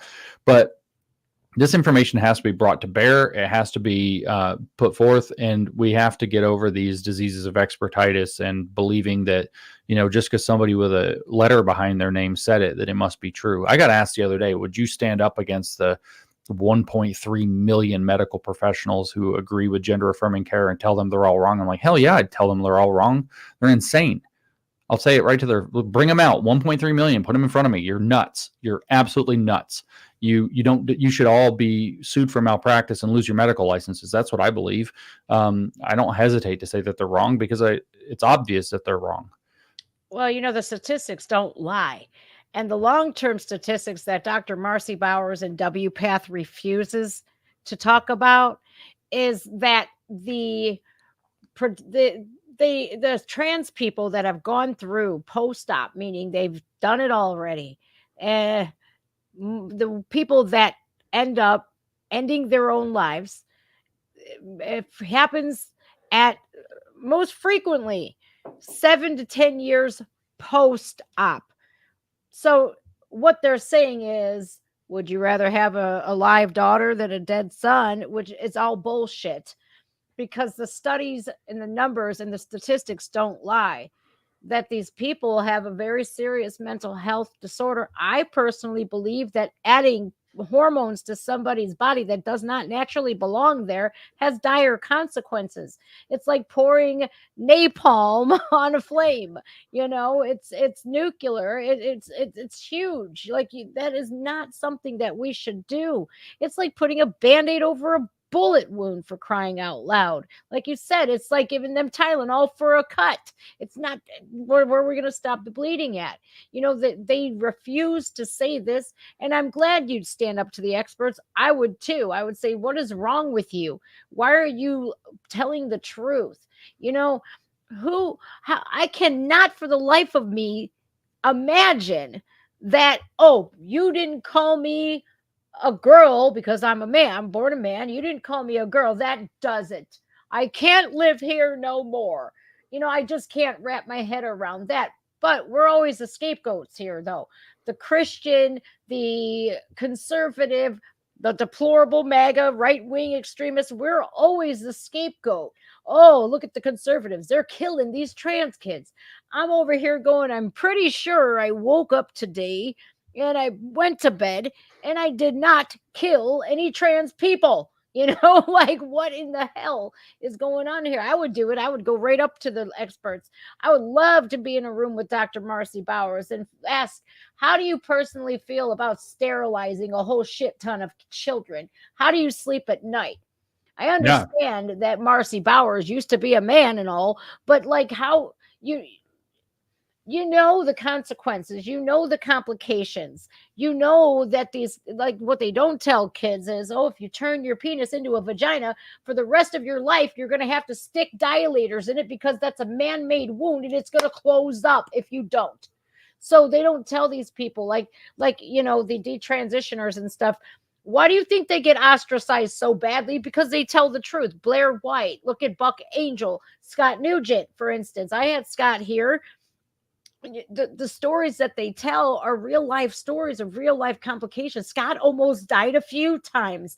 And here Scott is called a bigot and a racist. Oh, you're racist because you don't want kids. You say it's not safe to transition kids. What? Does that have anything to do with race? It's so convoluted, James. And for the people that have a normal working brain, like I don't understand for the life of me. Like anytime I look at this cult that it is, I'm over here going like, doesn't anybody remember Jim Jones and what happened in Jonestown? Like this does not end well for anybody. I'm over here like, you're going to call me crazy. I may act a little crazy, but really, am I though? Am I though? I'm not the one believing that you can change your gender. I'm not the one that thinks there's a million genders, that gender is fluid, and then you're going to call me cis when that came from a real life serial pedophile. Like, are you kidding me? No. James, I'm glad that people are starting to wake up. I have your website up. I want to show it to everybody. Where do you get this drag queen letter that that you have read? I see the videos and stuff that you have posted with this letter and that you just read to us. This is literal. This is grooming. Where do you find that letter at? I'll put it in the chat for you, and you can run with it from that. The private chat here on StreamYard. I got it. Yeah. Okay. So that's a real academic paper in a highly established curriculum journal for education. This is what academia is producing these days, is this crazy stuff saying why Drag Queen Story Hour is so great. And it's utterly messed up. I put it in the chat. Just copy and paste it. Go ahead. Yeah. Sorry, James. Yeah. It's so, but what you just said a minute ago actually points to a solution. People, okay, so if the statistics don't lie and the statistics say that the low point where people lead to suicide or whatever it is at 7 to 10 years, okay, well, how many of those people that hit that low point 7 to 10 years later hit that low point specifically because they don't feel like they have anything they can do about what's happened? Well, imagine if at, say, 10 years after, they still have the right to sue. They have a right to action, as they call it in the law, and they can sue for medical malpractice. You guys misled me. I was underage. I believed crazy things. I talked to one of these detransitioners one time who told me that she fully believed when she underwent her double mastectomy as a teenager that either that they could possibly grow back if she wanted, or that at least she could get, breast implants and they'd basically be, roughly the same. And you can't. No. That's removing complete breast tissue, and you need breast tissue in order to put the pocket in. There's absolutely no, you're stuck. Yeah, you're stuck. And they fully believe in some cases that this stuff is actually reversible, even the surgeries. And you should, people who walk into this 15, 16 years old, definitely, they get 10 years out. They should be able to have a pathway to legal action if they feel like they got misled. You see some of these, like Chloe Coles famously sued Kaiser Permanente, and there's some other cases. I don't want to throw shade or whatever by not naming other ones. It's just the most prominent, famous one, but there are several. Um, but that's a huge solution. They know, because with all the money, that liability changes everything. Medical malpractice lawsuits, reaching out not 2 years later, but like 10 to 20, actually 20 would be ideal. So extend that statute of limitations for, gender transition medicine that's undertaken under the age of 25. Extend the statute of limitations 20 years and see what happens. You watch them stop doing all of it. Right. I think you're right. Big pharma has and just these clinics, these doctors that, I feel like it's almost like a Purdue OxyContin thing again, where these doctors are getting serious kickbacks for pushing gender affirming care. And I think it's a beautiful thing to see what would happen if you do introduce federal law. A federal laws meaning, guess what, if these kids have any kinds of complications or whatnot, I think, like you said, if we implement these laws, we would see a dramatic difference. But a lot of politicians are in on this too. A lot That's of right. politicians, it's really a sick, twisted, Right. but massive web. And Well, one thing that helps with this, I mean, not to, because some of the politicians are in on it. One thing that helps with this is a lot of times politicians realize that when you do an outright ban of something, you end up in court and it gets complicated. And sometimes you get, accused of being, using too much heavy hand of the government and blah, blah, blah. But when you open up pathways to legal action, you as a politician, you haven't banned anything. You're not the bad guy anymore. All you've done is given citizens and said, look, if you get harmed by this, you have a right to sue. Imagine how much different COVID would have been if, rather than having all that immunity from liability, if Pfizer and Moderna could be on the hook for all the harms that came out of it. Imagine if there was a pathway to legal action, as they call it, or right to action for people who believe that they've had vaccine injuries. Maybe they haven't, maybe they haven't, but if they even believe that they do, that they should have, legal recourse. The whole thing would have played out completely differently. It was all hinging on them getting immunity. Well, the same thing here. If you put a statute of limitations at 2 years on gender affirming medicine, as they call it, which is not medicine, it's butchery. If you put 2 years, that's during the honeymoon phase. That's these kids are desperate. They undergo these things. They think their life is going to get better. They haven't figured out that it won't. And the hormones are making them feel like gold, probably. If it's testosterone anyway, you feel really good on testosterone. Almost everybody says that. And so but most importantly, you have this hope. Oh, finally, I have all these problems and now I'm moving forward and something's happening and we're going to get there. And there's this, very positive honeymoon phase that lasts a couple of years that virtually all these kids go through. And then, whoops, that ends right about the same time that you're no longer allowed to sue. Just extend that. I mean, we're talking about a tremendous change with something. And as a politician, you start to find out who has kickbacks and who doesn't because their hands are clean. They don't have any excuse not to extend those rights to action, which means if they don't want to, they probably are on the take. Mm-hmm. Have you ever thought about running? Because you would seriously, I think, do good for a lot of people. I thought about getting it? I think about how terrible it would be to run. But I get this question sometimes. Technically, one of the very small number of things I promised my wife is that I would never run for public office if I got into all this. But well, you know what they say: happy wife, have happy life. So you can't go against her. But I think that's my feminism test. If you are a feminist and you can't explain happy wife, happy life, I don't want to hear you. I don't have any use for your explanations because that's the first law of the universe. Absolutely, it's so insane how feminists have caused a lot of this, and now that we are where we are, like the Riley Gaines incident and all this, that, and the other, where are you? Nowhere. You're nowhere to be found. Yeah, women's rights used up. Yeah, we just got them. Women's rights and the feminists were used to push women's rights, and then now we're giving it away freely to men. Where you at? Crickets. That's what I'm telling you. All the woke people need to pay attention to that. They get used, and then when they're done being used, they get discarded. Yeah, tossed aside. I think it's. I think a lot of people need to come back, not even so much as being MAGA or conservative or whatnot, just some common sense and real life compassion. here's my common sense brain going, well, gee, we have such a small, minute population of these trans people, less than 1%, less than 1% of the population. We have this small, minute population. Like, okay, so to be inclusive, here's my way of thinking. If we want to make this kid feel included and like everybody else, well, shouldn't we just treat them like everybody else instead of ostracizing them or putting them on this pedestal and changing shit for one kid? That I would think puts a spotlight on the kid and makes them feel a little bit more like, oh crap, all eyes on me. I think that way. I think maybe, just maybe, treat him like a kid. Maybe, just maybe, though, if you do that, the kid will run, the trend will run its course.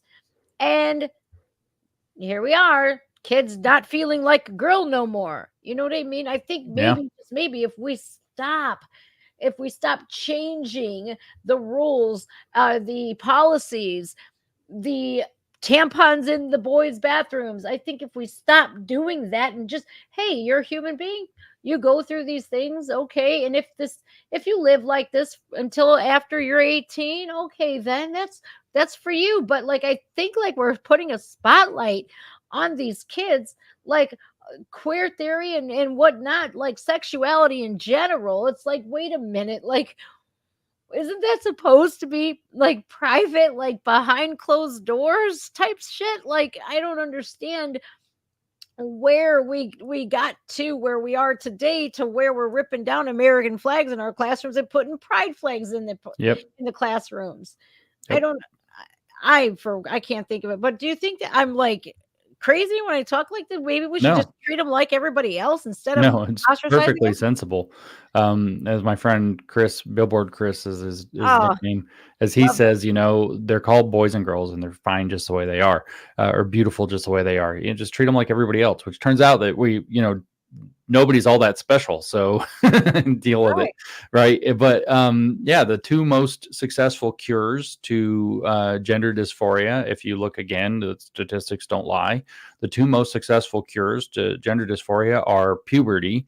Just let them grow up without interfering with it, and then taking them off of their devices. Mine's plugged in, so it didn't go very far, but taking them off of these. Turns out if you remove them from the deranging environment, a lot of them come back to earth. Their feet touch ground again. I don't know how many stories of people who decided they were going to transition, and these little kids, these teenagers, and then it was during COVID, so school closed for COVID, and they come home and suddenly they're not transitioning anymore. School Yeah. opens back up, they go back to school. 2 weeks later, they're transitioning again. And it's, maybe you blame the school, but what it really primarily is the social environment that they're in. It's all, oh, you're cool if you do this and you're a loser if you don't. And they're learning, so you take them out of those environments, you get them off of the devices that are feeding them the brainwash. Maybe you pull them out of the schools if the schools can't control themselves, and you change the environment, and a lot of them start getting better very quickly. Then the second, like I said, is when they go through puberty, like you said, you were a tomboy and you grew into being a woman. Okay, big deal, right? Welcome to being normal. Exactly. It's It's just a a thing that normal. happens. James, I think that social media has a huge, like TikTok especially.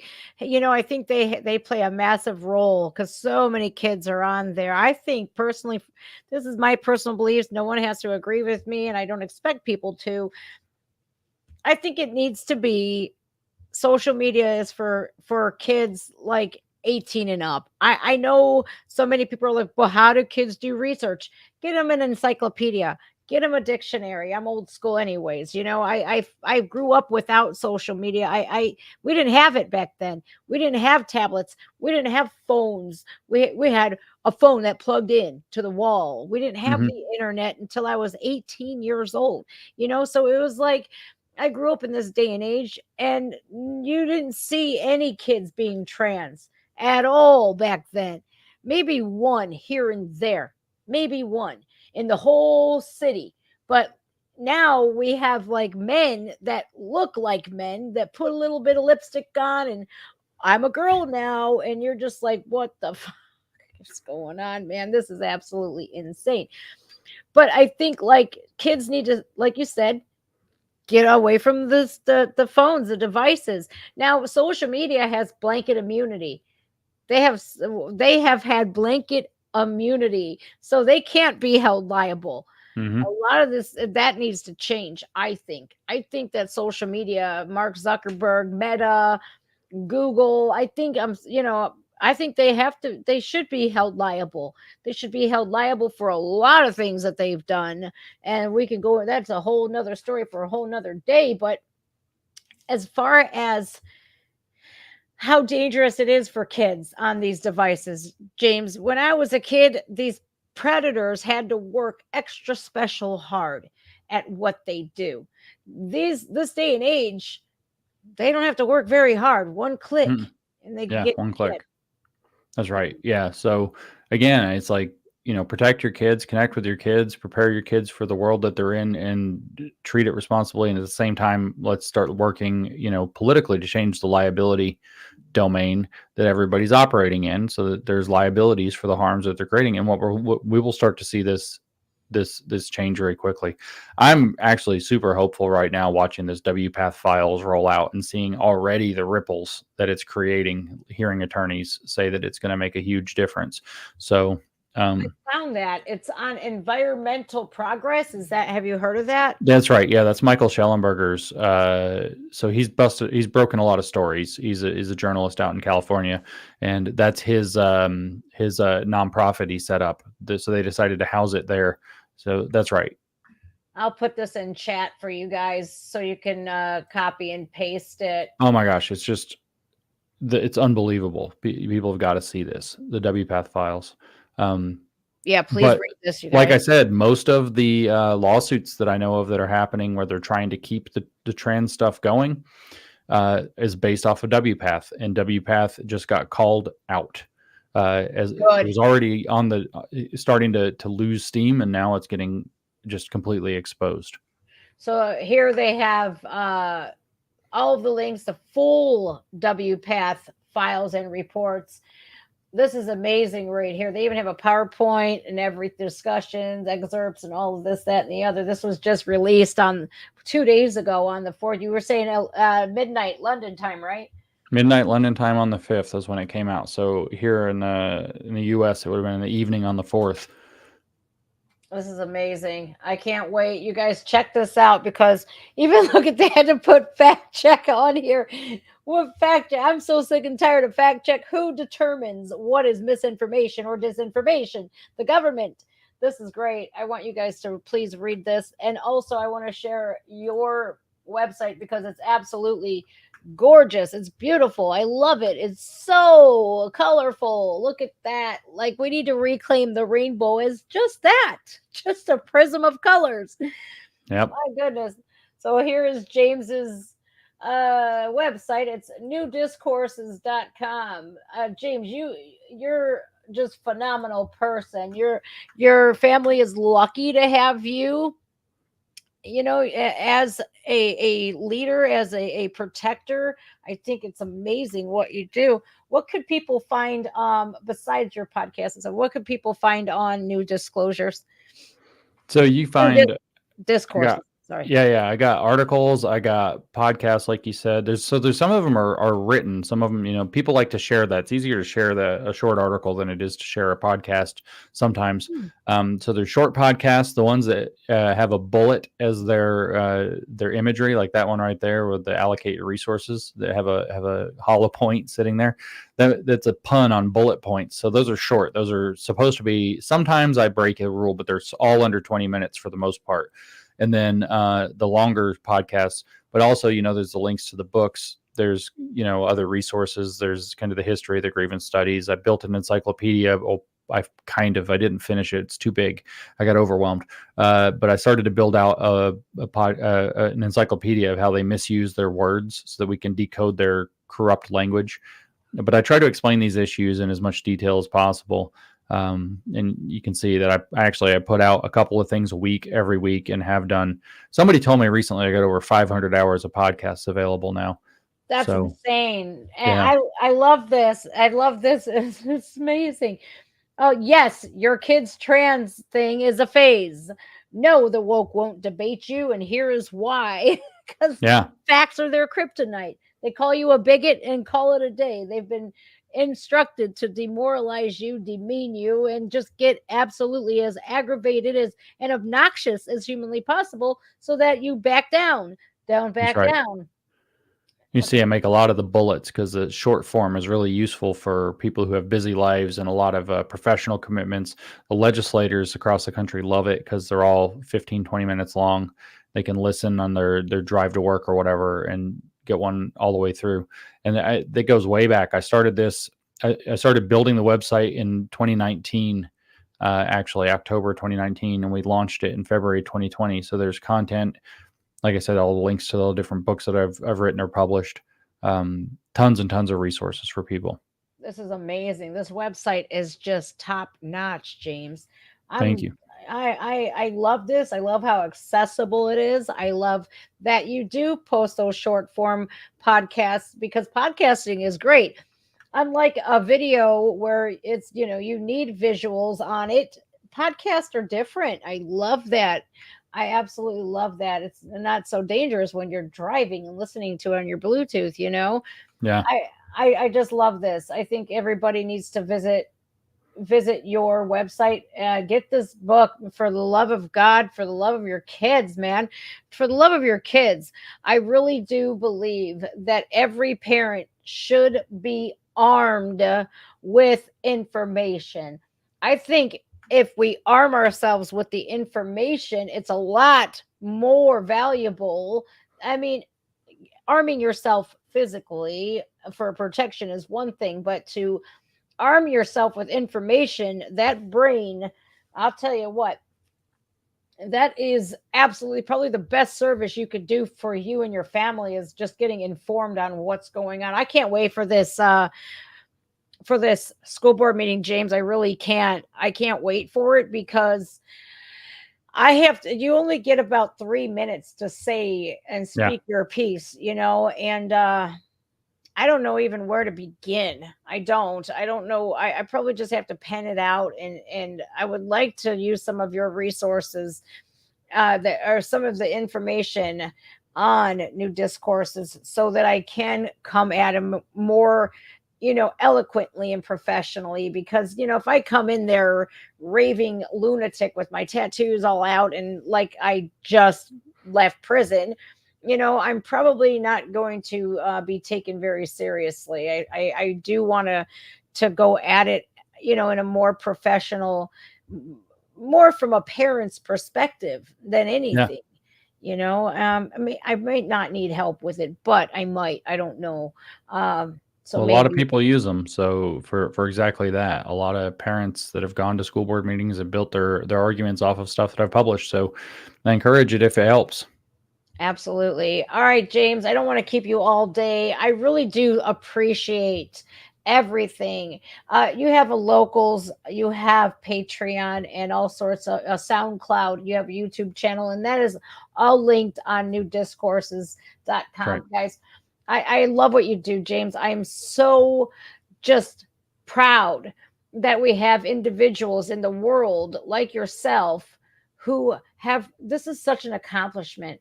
I don't know if you realize how accomplished you are and how just heroic you are. You are 100% role model material.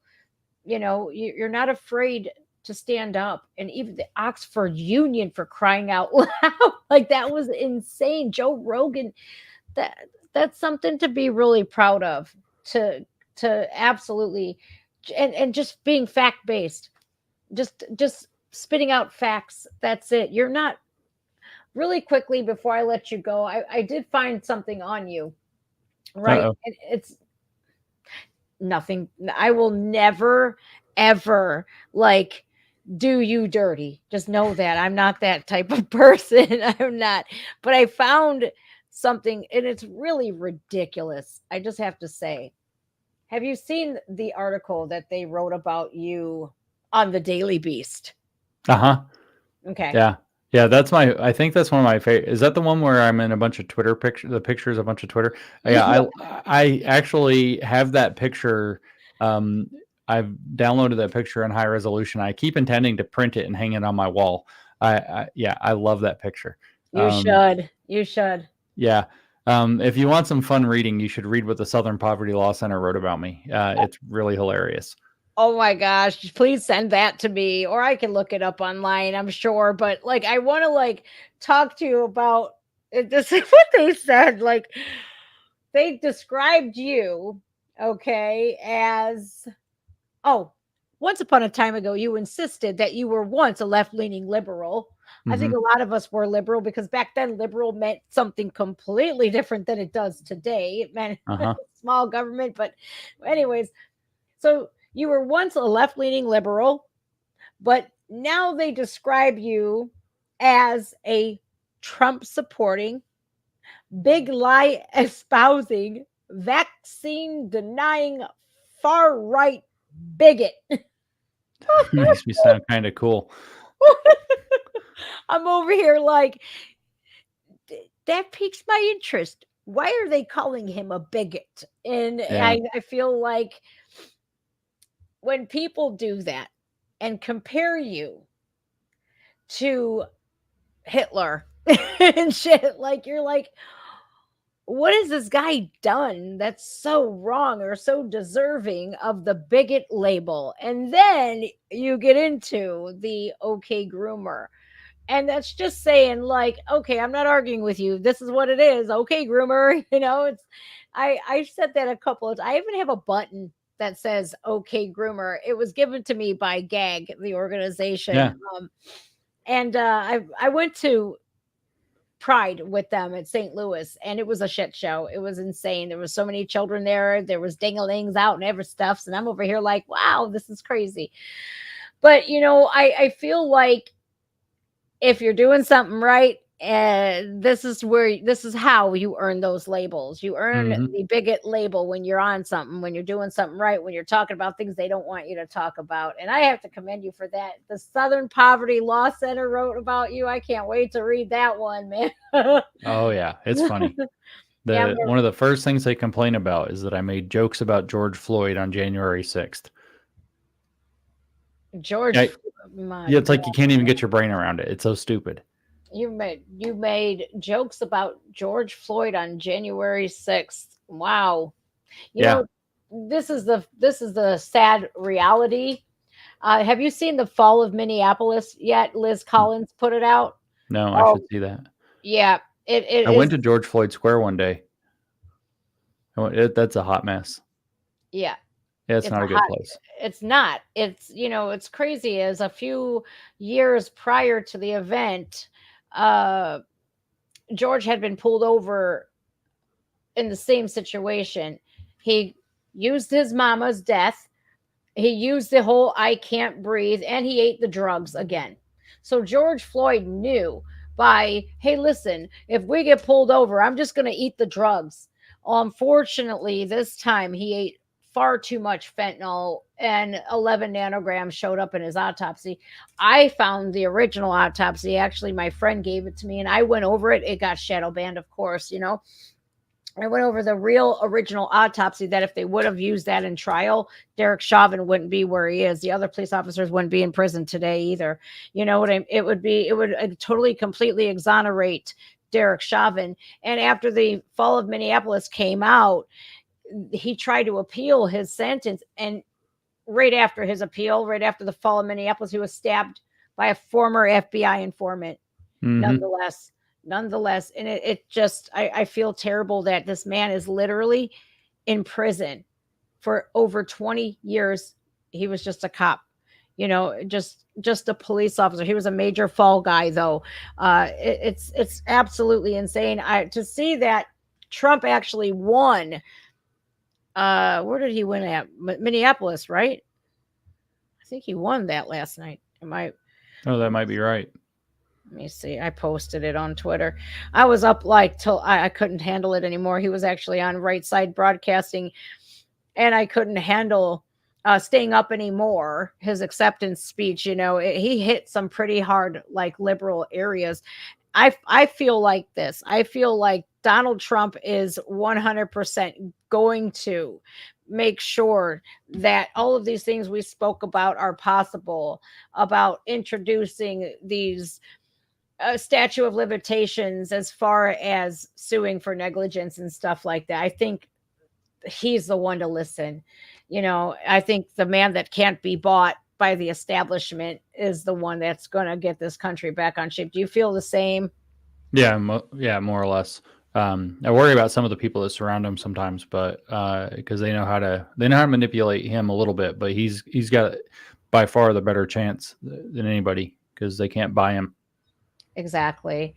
All right, James, I want to say thank you again. I'm going to keep in touch with you because I know you're so busy though. I really do.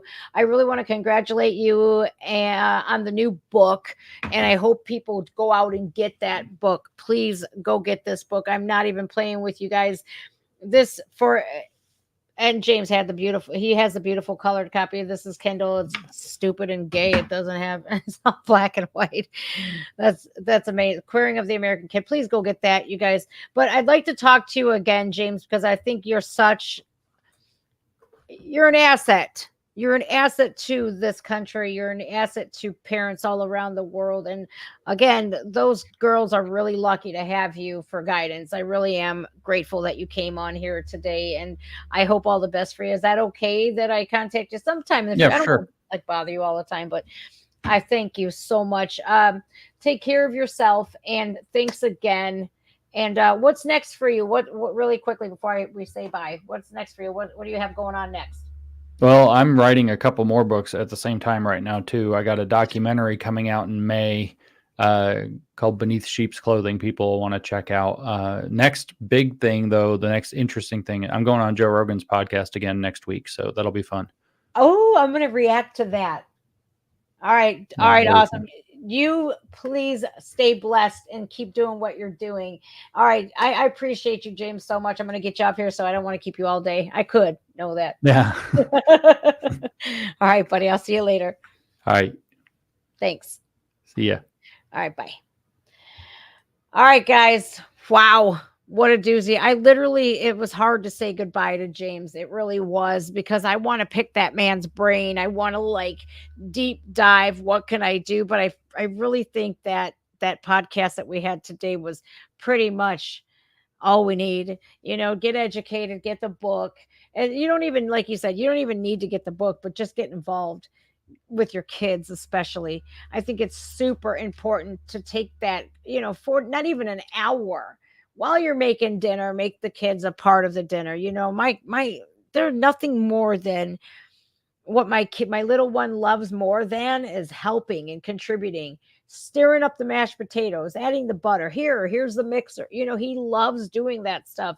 If you just involve your kids in those little things, we got to get these out of the hands of kids. We really do. I can't even begin to tell you how disgusted I get when I'm at the airport, or I'm at an amusement park where we're supposed to be involved in having fun. This is a family outing. We're at the zoo. You're supposed to be looking at the animals, learning about the animals, educating your kids on the animals. And we have a kid in a stroller like this on a tablet. Nothing peeves me more than that. Again, I grew up in a different time, and I want to slap people. I do. I want to slap the tablet out the kid's hand. Get that out of your kid's hand. What are you doing? You are absolutely ruining your kid. Getting them involved and getting them off them screens, I think, should be top priority for anybody. That can't be good for them, right? And there's a big study done that, tablets and the screens, the iPads, the iPhones, it's dangerous to kids. It's making them dependent. It's addicting them. They're getting addicted to even games. And even if you do give your kid a tablet, set a time limit on it. For crying out loud, set a time limit on it. Here, you get it for a half an hour, and then we're going to do your homework. And schedules. I think kids really do thrive with a schedule. lone wolfing it sometimes works on the weekends and play it by ear, but having them on a schedule works wonders. My kid, I run a tight ship, you guys. I do. I run a tight ship, and it's the same every day, so he knows what to expect. It's consistency. That's key. But besides all of that, sitting down with your kids, because best believe me, as a mother, I have gone through this for years. How was school today, bud? Fine. Every day. How was school, son? Fine. How was school? Fine. That's the same answer every day. So I had to get a little creative. I did. And as much as my oldest absolutely detests when I talk to him about the dangers of fentanyl and the dangers of all kinds of fuck shit going on today, at least he understands he has a mom that will take the time and put forth the energy to do that. Man, I think that a lot of parents are failing their kids, man, and it shows. And it shows by all of this entitlement that we see videos. They're all over YouTube of entitled kids that are getting arrested. You can't arrest me. They act like complete and total savages. And it's like, well, gee, your parents absolutely failed you. And I know you guys have seen the videos of the little boy that's in dresses and now he has his hair long. He's in makeup. He's got to be no more than 7 years old. And his dad is always in the video. Always got the kid wearing a trans flag and everything. When this kid, he should be outside. He should be playing with his friends. He should be putting his nose into a book. But instead, you got your little boy putting on makeup for clicks. I'm glad a lot of people are speaking out against it, though, because guess what? You can put a label on us. You can call us homophobes, transphobes, bigots, all you want to. It doesn't give you the right to poison the mind of an innocent child like that. Kids are supposed to remain kids.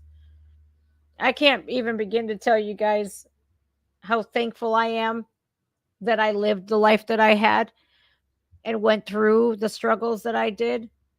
Because if it hadn't been for me going through those struggles and actually be given a second chance to do it right this time, I was never, ever going to drop the ball.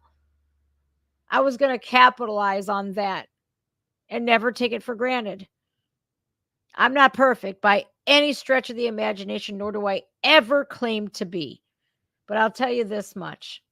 I am a proud mother and I'm a protective mother. And I'll tell you, if you're going to spoil the mind of my child, I'm going to know about it. Please keep your kids close, but keep those enemies closer. Please instill in your kids, the minds of your children. Please tell them secrets. We don't keep secrets in this house. If something's bothering you, you can always come to me. Because I'll tell you what, these radicals will 100% say, oh, if you found out your kid is gay or trans, you'd kill them. You'd kill them. You'd throw them out on the streets. People have said that to me before. I'm like, you only see me when the camera's on. You don't see me or what I do in my home. You don't see the interactions I have with my child because I don't want to put my kid on the internet. It's disgusting to see comments like that, but I don't pay any mind to it.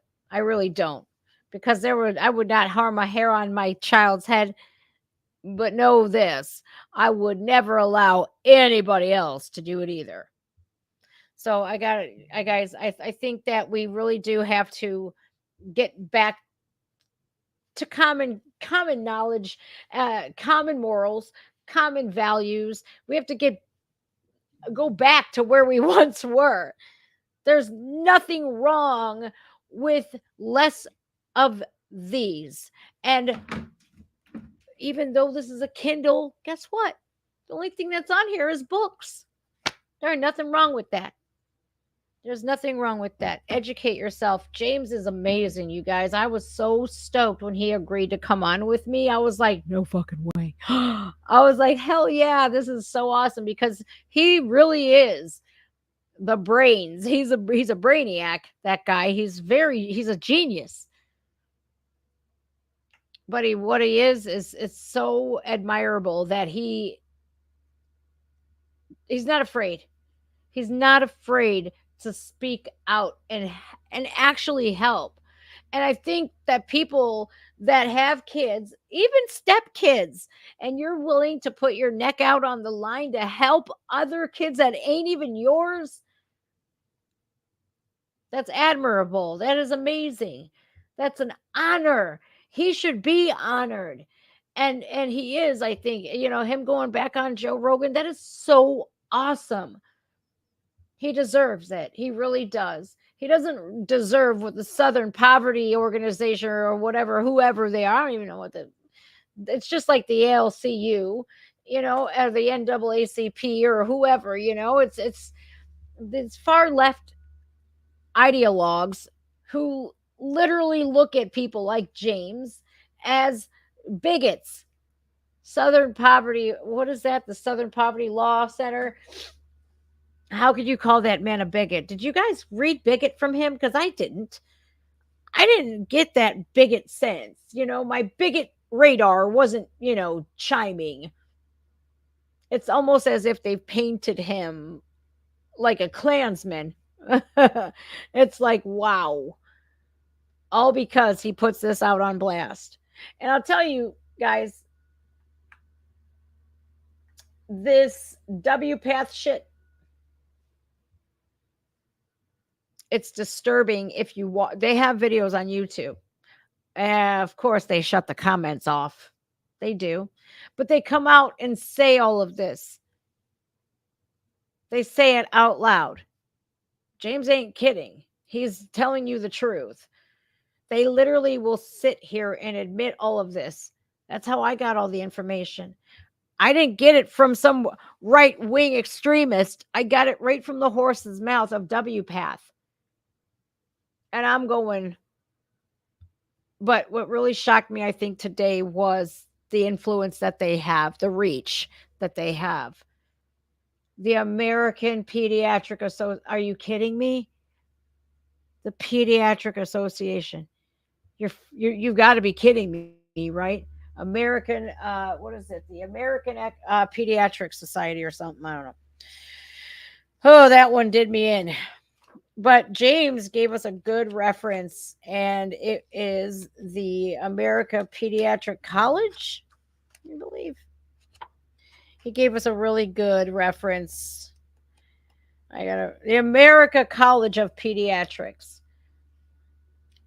And I'm glad to see that we do have organizations that are willing to stand up. But when you have the establishment pushing this, and like James said, like they do show up. I firmly do not believe that Disney, of all things, it was once regarded as for kids, it was a place to go, a happy place, Disneyland, Disney movies. I firmly believe that these establishment just elitists, evil elitists, just sank their claws into Disney and look at what happened to them. They have fallen from grace big time. They have taken a serious nosedive. And people notice. People notice. Coca-Cola. Like and back to Disney. I think that Walt Disney right now is rolling over in his frozen pod, whatever he's in. Coca-Cola. I don't think they literally went from just being a pop company. We call it pop here in Cleveland. We call it pop. I don't think they went from being a pop company to pushing anti-woke rhetoric or anti-white rhetoric. I'm sorry, not anti-woke. They're pushing this woke rhetoric, right? They're trying to tell their employees to be less white. We have cities all over America pushing DEI. We have DEI officers,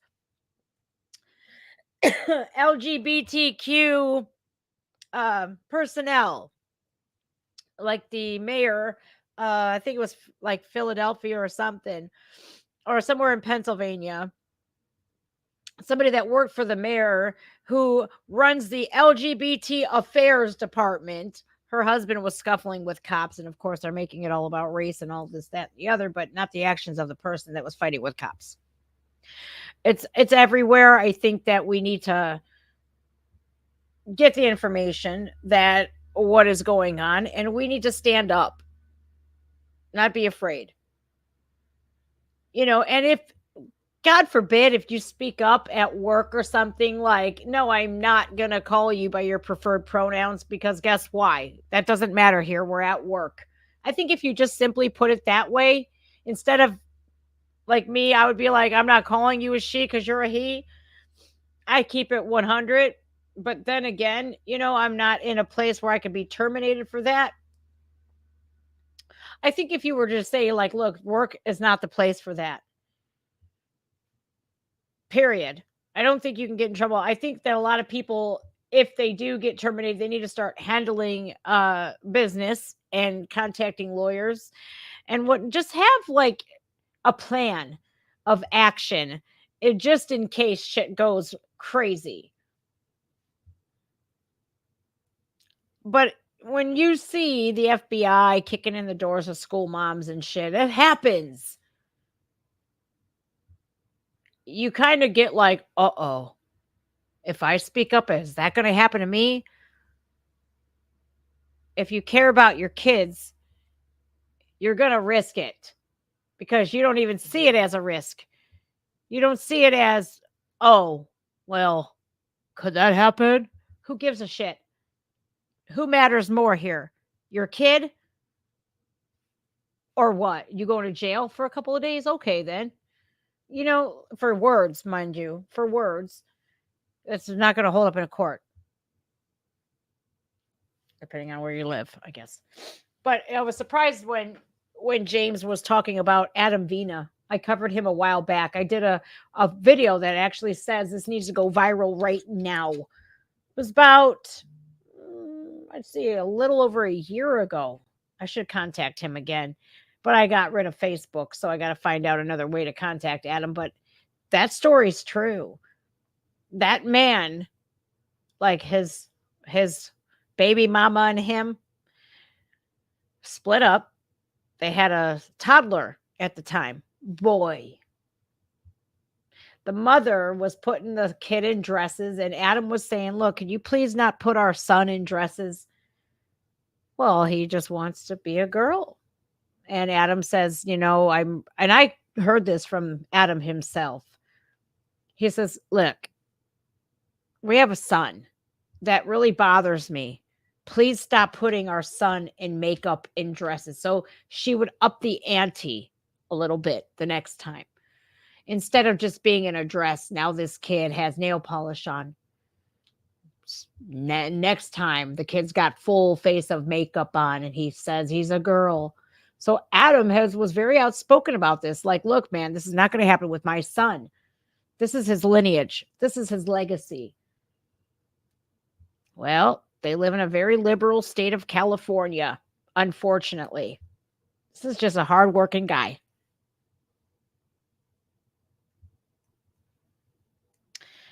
Mother sues dad to take away custody, and court says because dad won't affirm his son's gender, they won't allow him to see his son.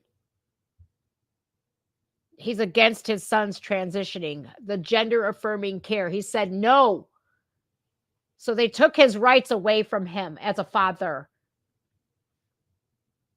Now, I know there are fathers in the world that don't give a shit about their kids. Nothing happens to them.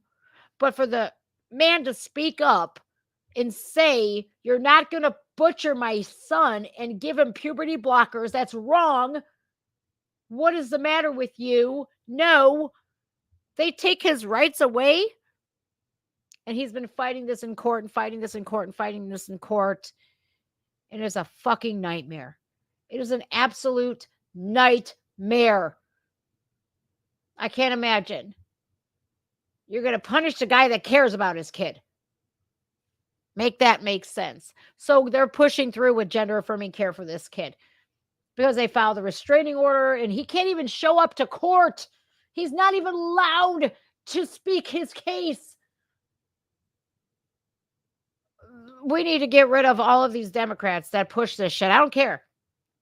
I don't care anymore. Super Tuesday was amazing yesterday. It was absolutely glorious to see states like Massachusetts, Virginia, Colorado.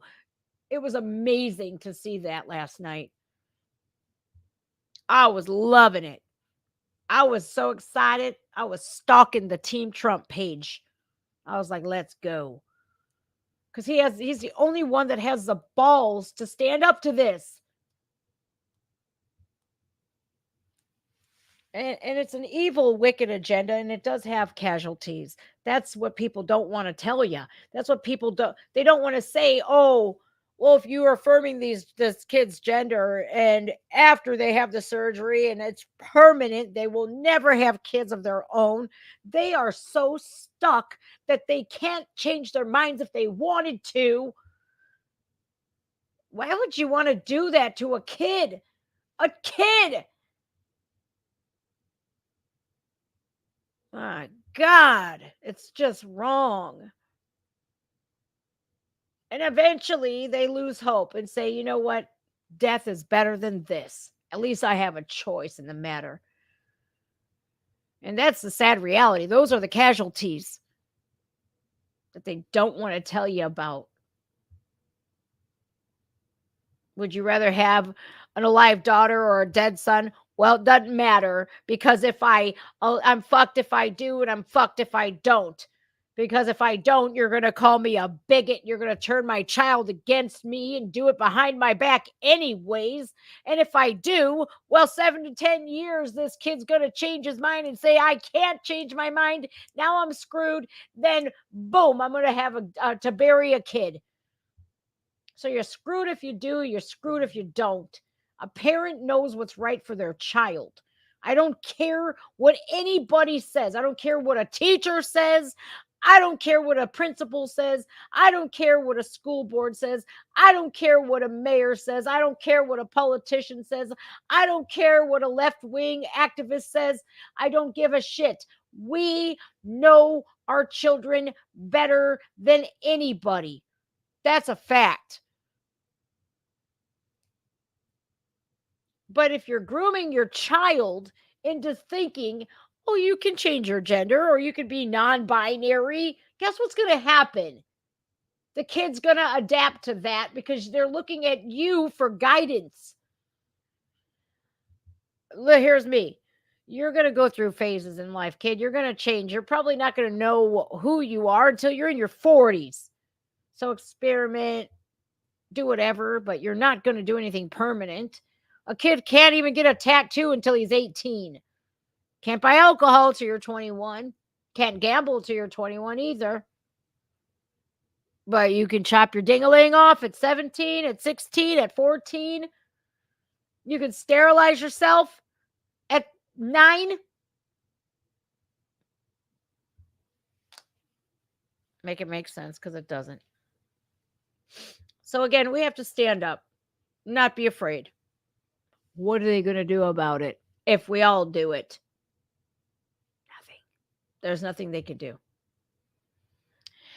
All right, you guys, I want to say thank you so very much for joining me. I really do hope and pray that this all comes to an end. But the scariest part of my podcast today, when James said that the schools are going to be the last place to lose this crazy ideology.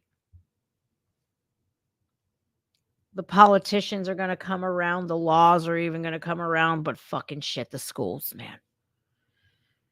It's so ingrained within the schools That is the last thing that's going to ever be fixed, and it's going to take probably 30 years. The damage has been done. That scared me when he said that.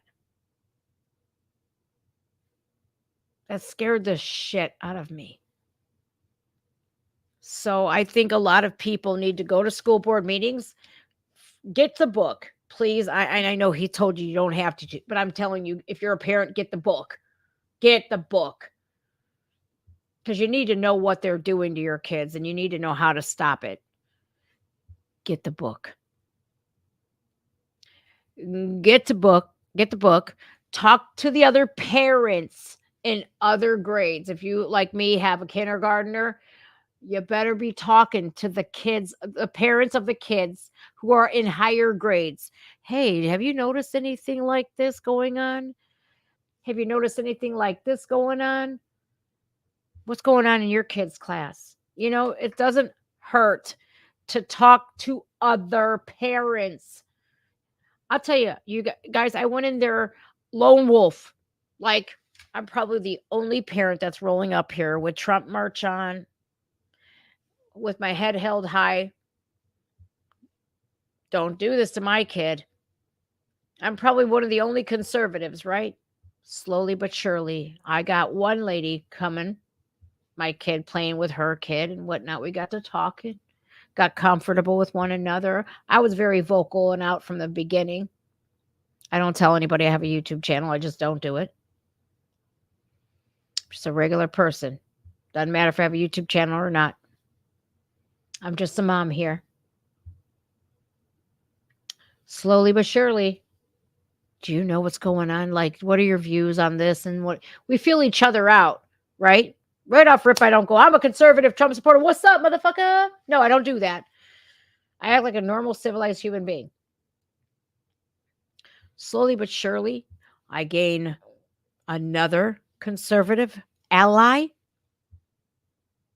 And then before I know it, we're all standing there on the school grounds while our children are off playing on the playground after school. It's kind of what we do now. We have amassed a pretty big group of us now.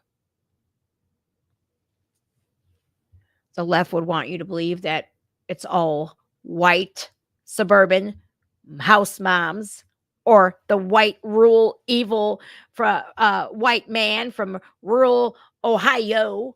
Not the case. Best believe we got white, we got black, we got Hispanic, we got Indian, we got everybody. It's beautiful. It really is. And you know what our main objective is? To ensure that this bullshit stays out of our schools. That's our main objective. To protect the minds of our children of this woke mind virus. That's our number one goal here. It's not to be bigots. It's not to be racist. It's not to be transphobic. It's not to be homophobic, xenophobic, yada, yada, yada. It's to ensure that our children get a fucking education, that they're not indoctrinated. That's it. It really is a sight, man. And we are turning up Tuesday. And by that, I don't mean like turn up, like, get wild. It'd be fucking fun, but these ladies are amazing. What I mean by that is we are turning up in numbers. And we will let them know. You want our kids, you're going to have to come through us. And we will take our kids out of the school if need be. And I think a lot of parents need to start doing that. I know homeschooling is not always possible for parents, right? I know that. But at what point do you say it's more dangerous than my kid to be in school than being at home with me?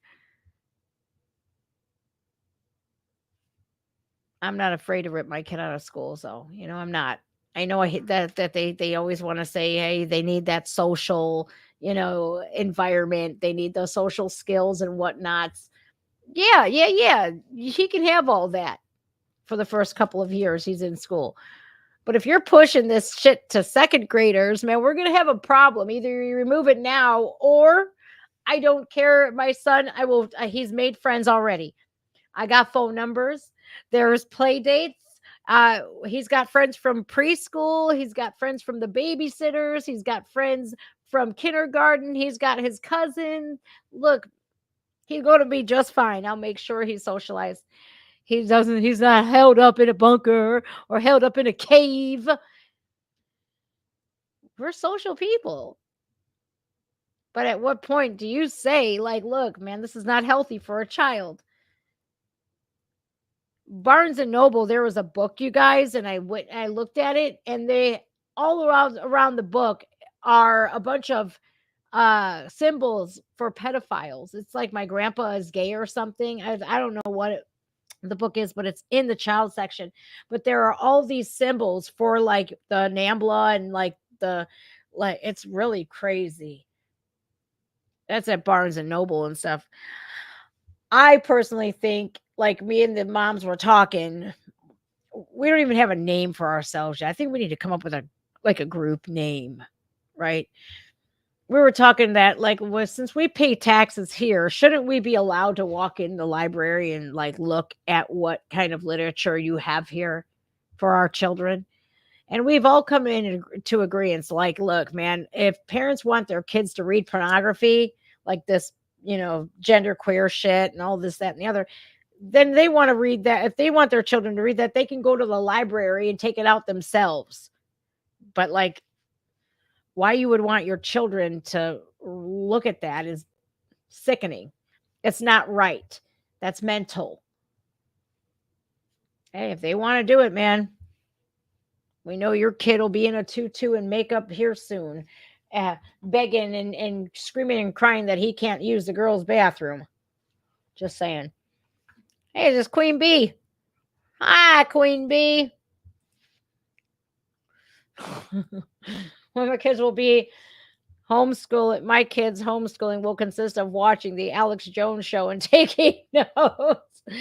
Alex Jones, I think, is not for kids, man.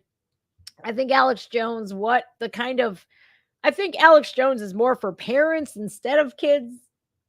I do. Because the stuff that he exposes is some real world shit that is so dangerous and scary to a kid.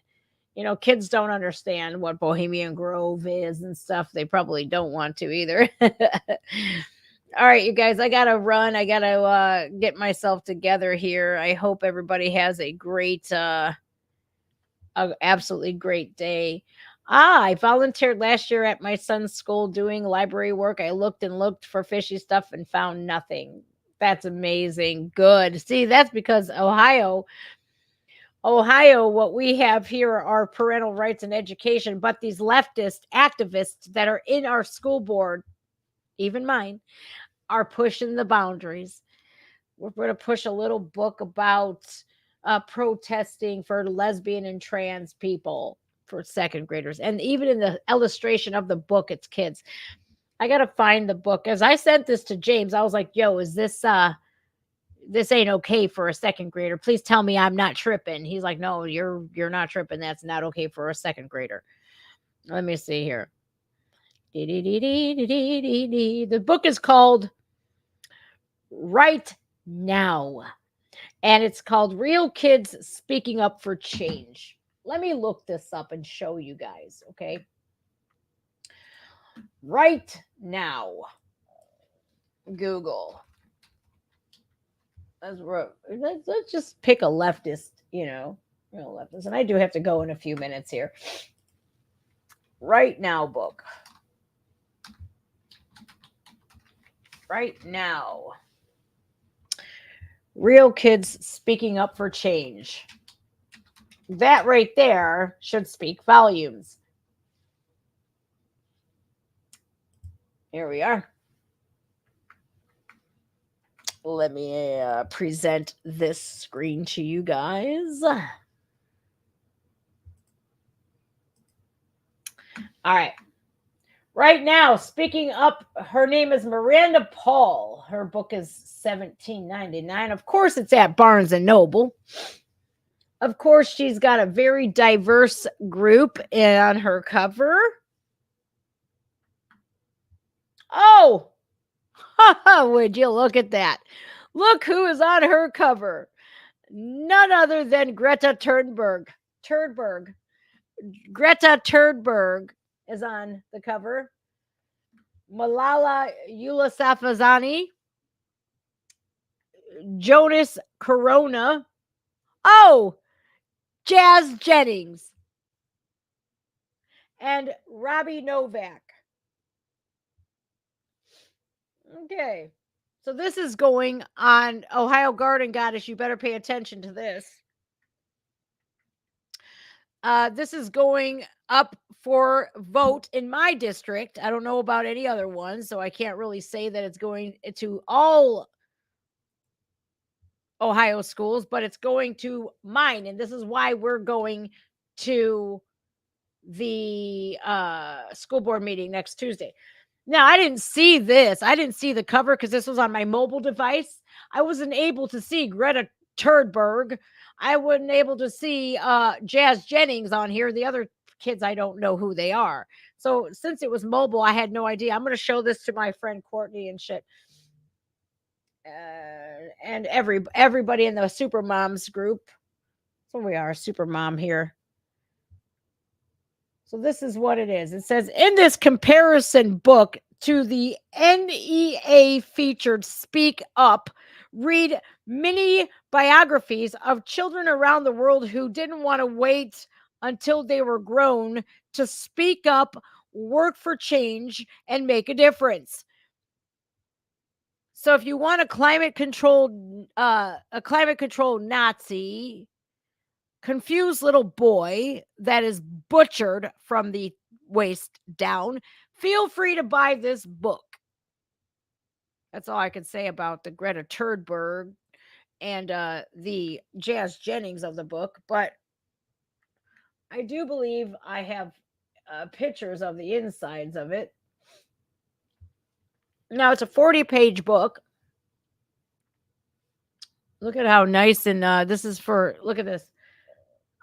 Some pages are omitted from this book review. I wonder why. I'm going to have to go armed with this book here. Well, they're omitted. I wonder why. You can't even look up the books. It says that you could read pages 6 through 40 as a preview, but that wouldn't happen. So I think I'm going to order it. Oh, here we are. Right Now, Real Kids Speaking Up for Change, written by Miranda Paul, illustrated by B. Jackson. And there's Greta Thunberg, Jonas Corona, Malala Yousafzai, who is this bitch? Jazz Jennings, and Robbie Novak. Oops. Oh. Right Now, Real Kids Speaking Up for Change. For Elizabeth and everyone who has marched with our family, and for everyone who has shown me that as an artist, I have a voice in my gift, and with it, I can speak. You're too young, people said when you tried to help those by. A 5-year-old moves closer, slips past the barrier. The guards sees her, but the Pope lets this child come. She hands him a letter as cameras record. She speaks words filled with love for her family, and the world watches. Did you guys see that Pope Francis? Did you see what he said about transgenderism? That it's the most dangerous form of ideology that we have today. That's what Pope Francis just declared. Transgenderism, one of the worst dangerous things. But I want to fast forward this because I want to see what they say about Jazz Jennings and stuff. This is crazy. I mean, I think Sophia Cruz, this story is not harmful to kids, but I could be wrong. Who knows? They're probably saying that white devil Pope. That's probably what they say about this. Let me see. Williams speaking up for voiceless animals. That's great. Here we are, Jazz Jennings. We got to the part where the freak flags are flying. Look at the new trans flag and everything. Oh, look at Jazz Jennings. Okay, let's see what they say about Jazz. Jennings speaks up for transgender kids.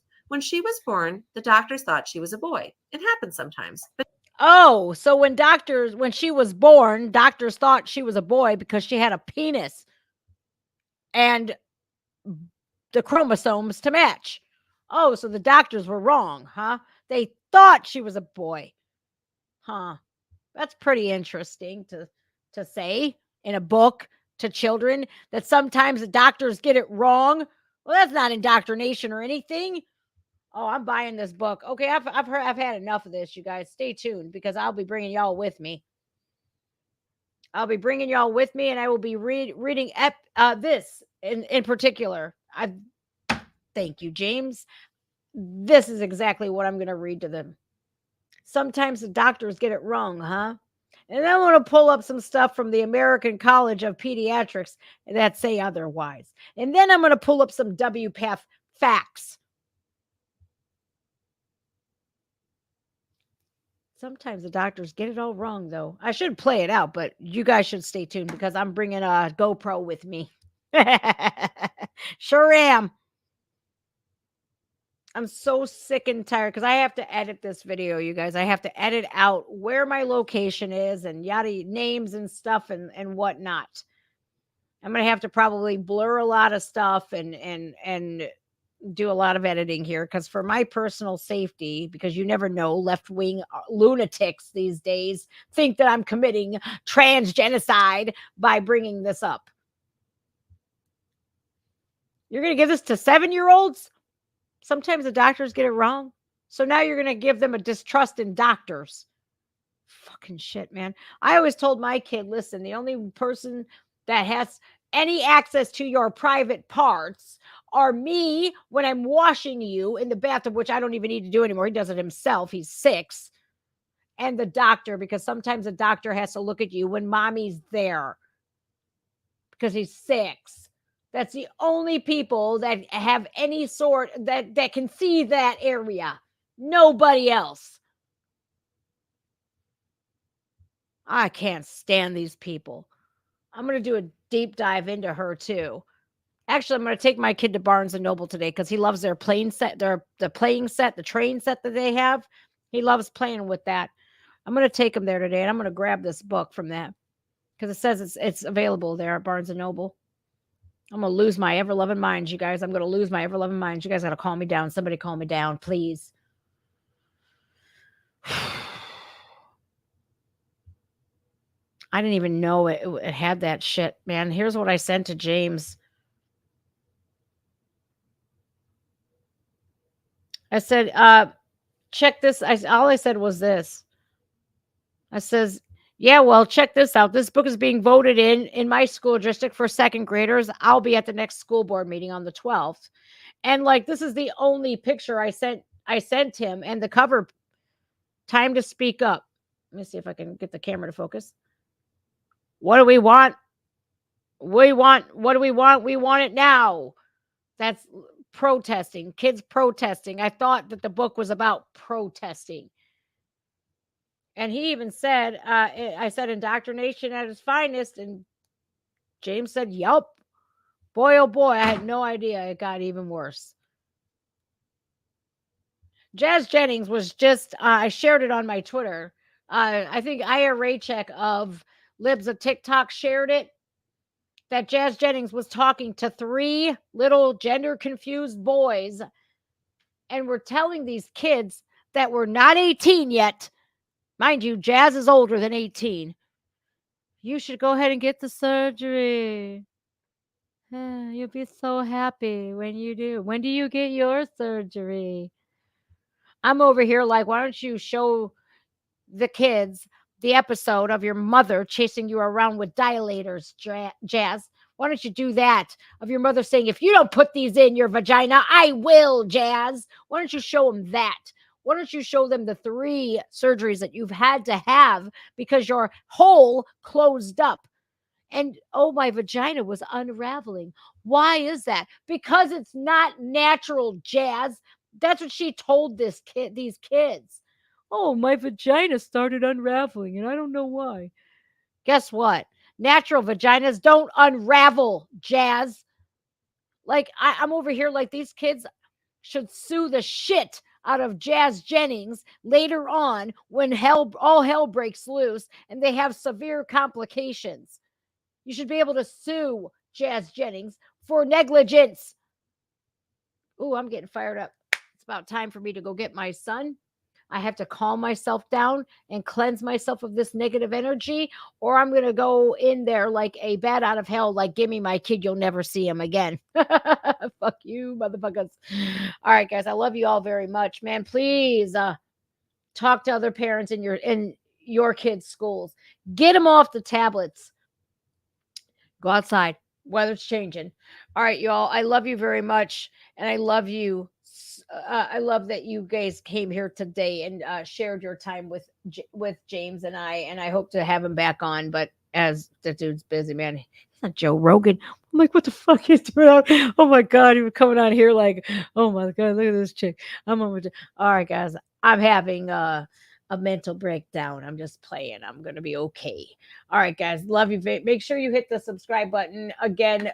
Make sure you go on queeringbook.com. Again, I do have that right here. Queeringbook.com. Where is it at? There. Queeringbook.com, so you can get the Queering of the American Child. Go check out James, his website, new discourses.com. He's all over YouTube. All of his links are there, man. It was a blessing to have him here. And let's hope he comes back because he probably thinks I'm fucking nuts. All right, guys, I love you very much. Hit the like button on your way out if you haven't yet. Make sure you re-tap that notification bell. We've been demonetized, so the donation links are in the description of the video. Maybe they're not. They might not be because I did this via StreamYard. But anyways, it's on my link tree on my about page. All you got to do is click that link tree, and all of my links, my socials, everything, Twitter. You need to follow me on Twitter. Everything is in there. My Patreon, it's free to join, but paid members get all of the inside information. I have some really important updates on there, real special announcements that not the public doesn't get, but Patreons do. You also have access to message me, but I'm really bad at that, but I'm trying to get better at it. Just know that. And that's it. All right, guys, I really appreciate you. Take care of yourselves. Stay grounded. Stay humble. Take care of one another. And make sure if you have your primaries coming up on the 19th, you show the fuck up. Vote, please. All right, guys. Love you all. Thanks again. Bye now.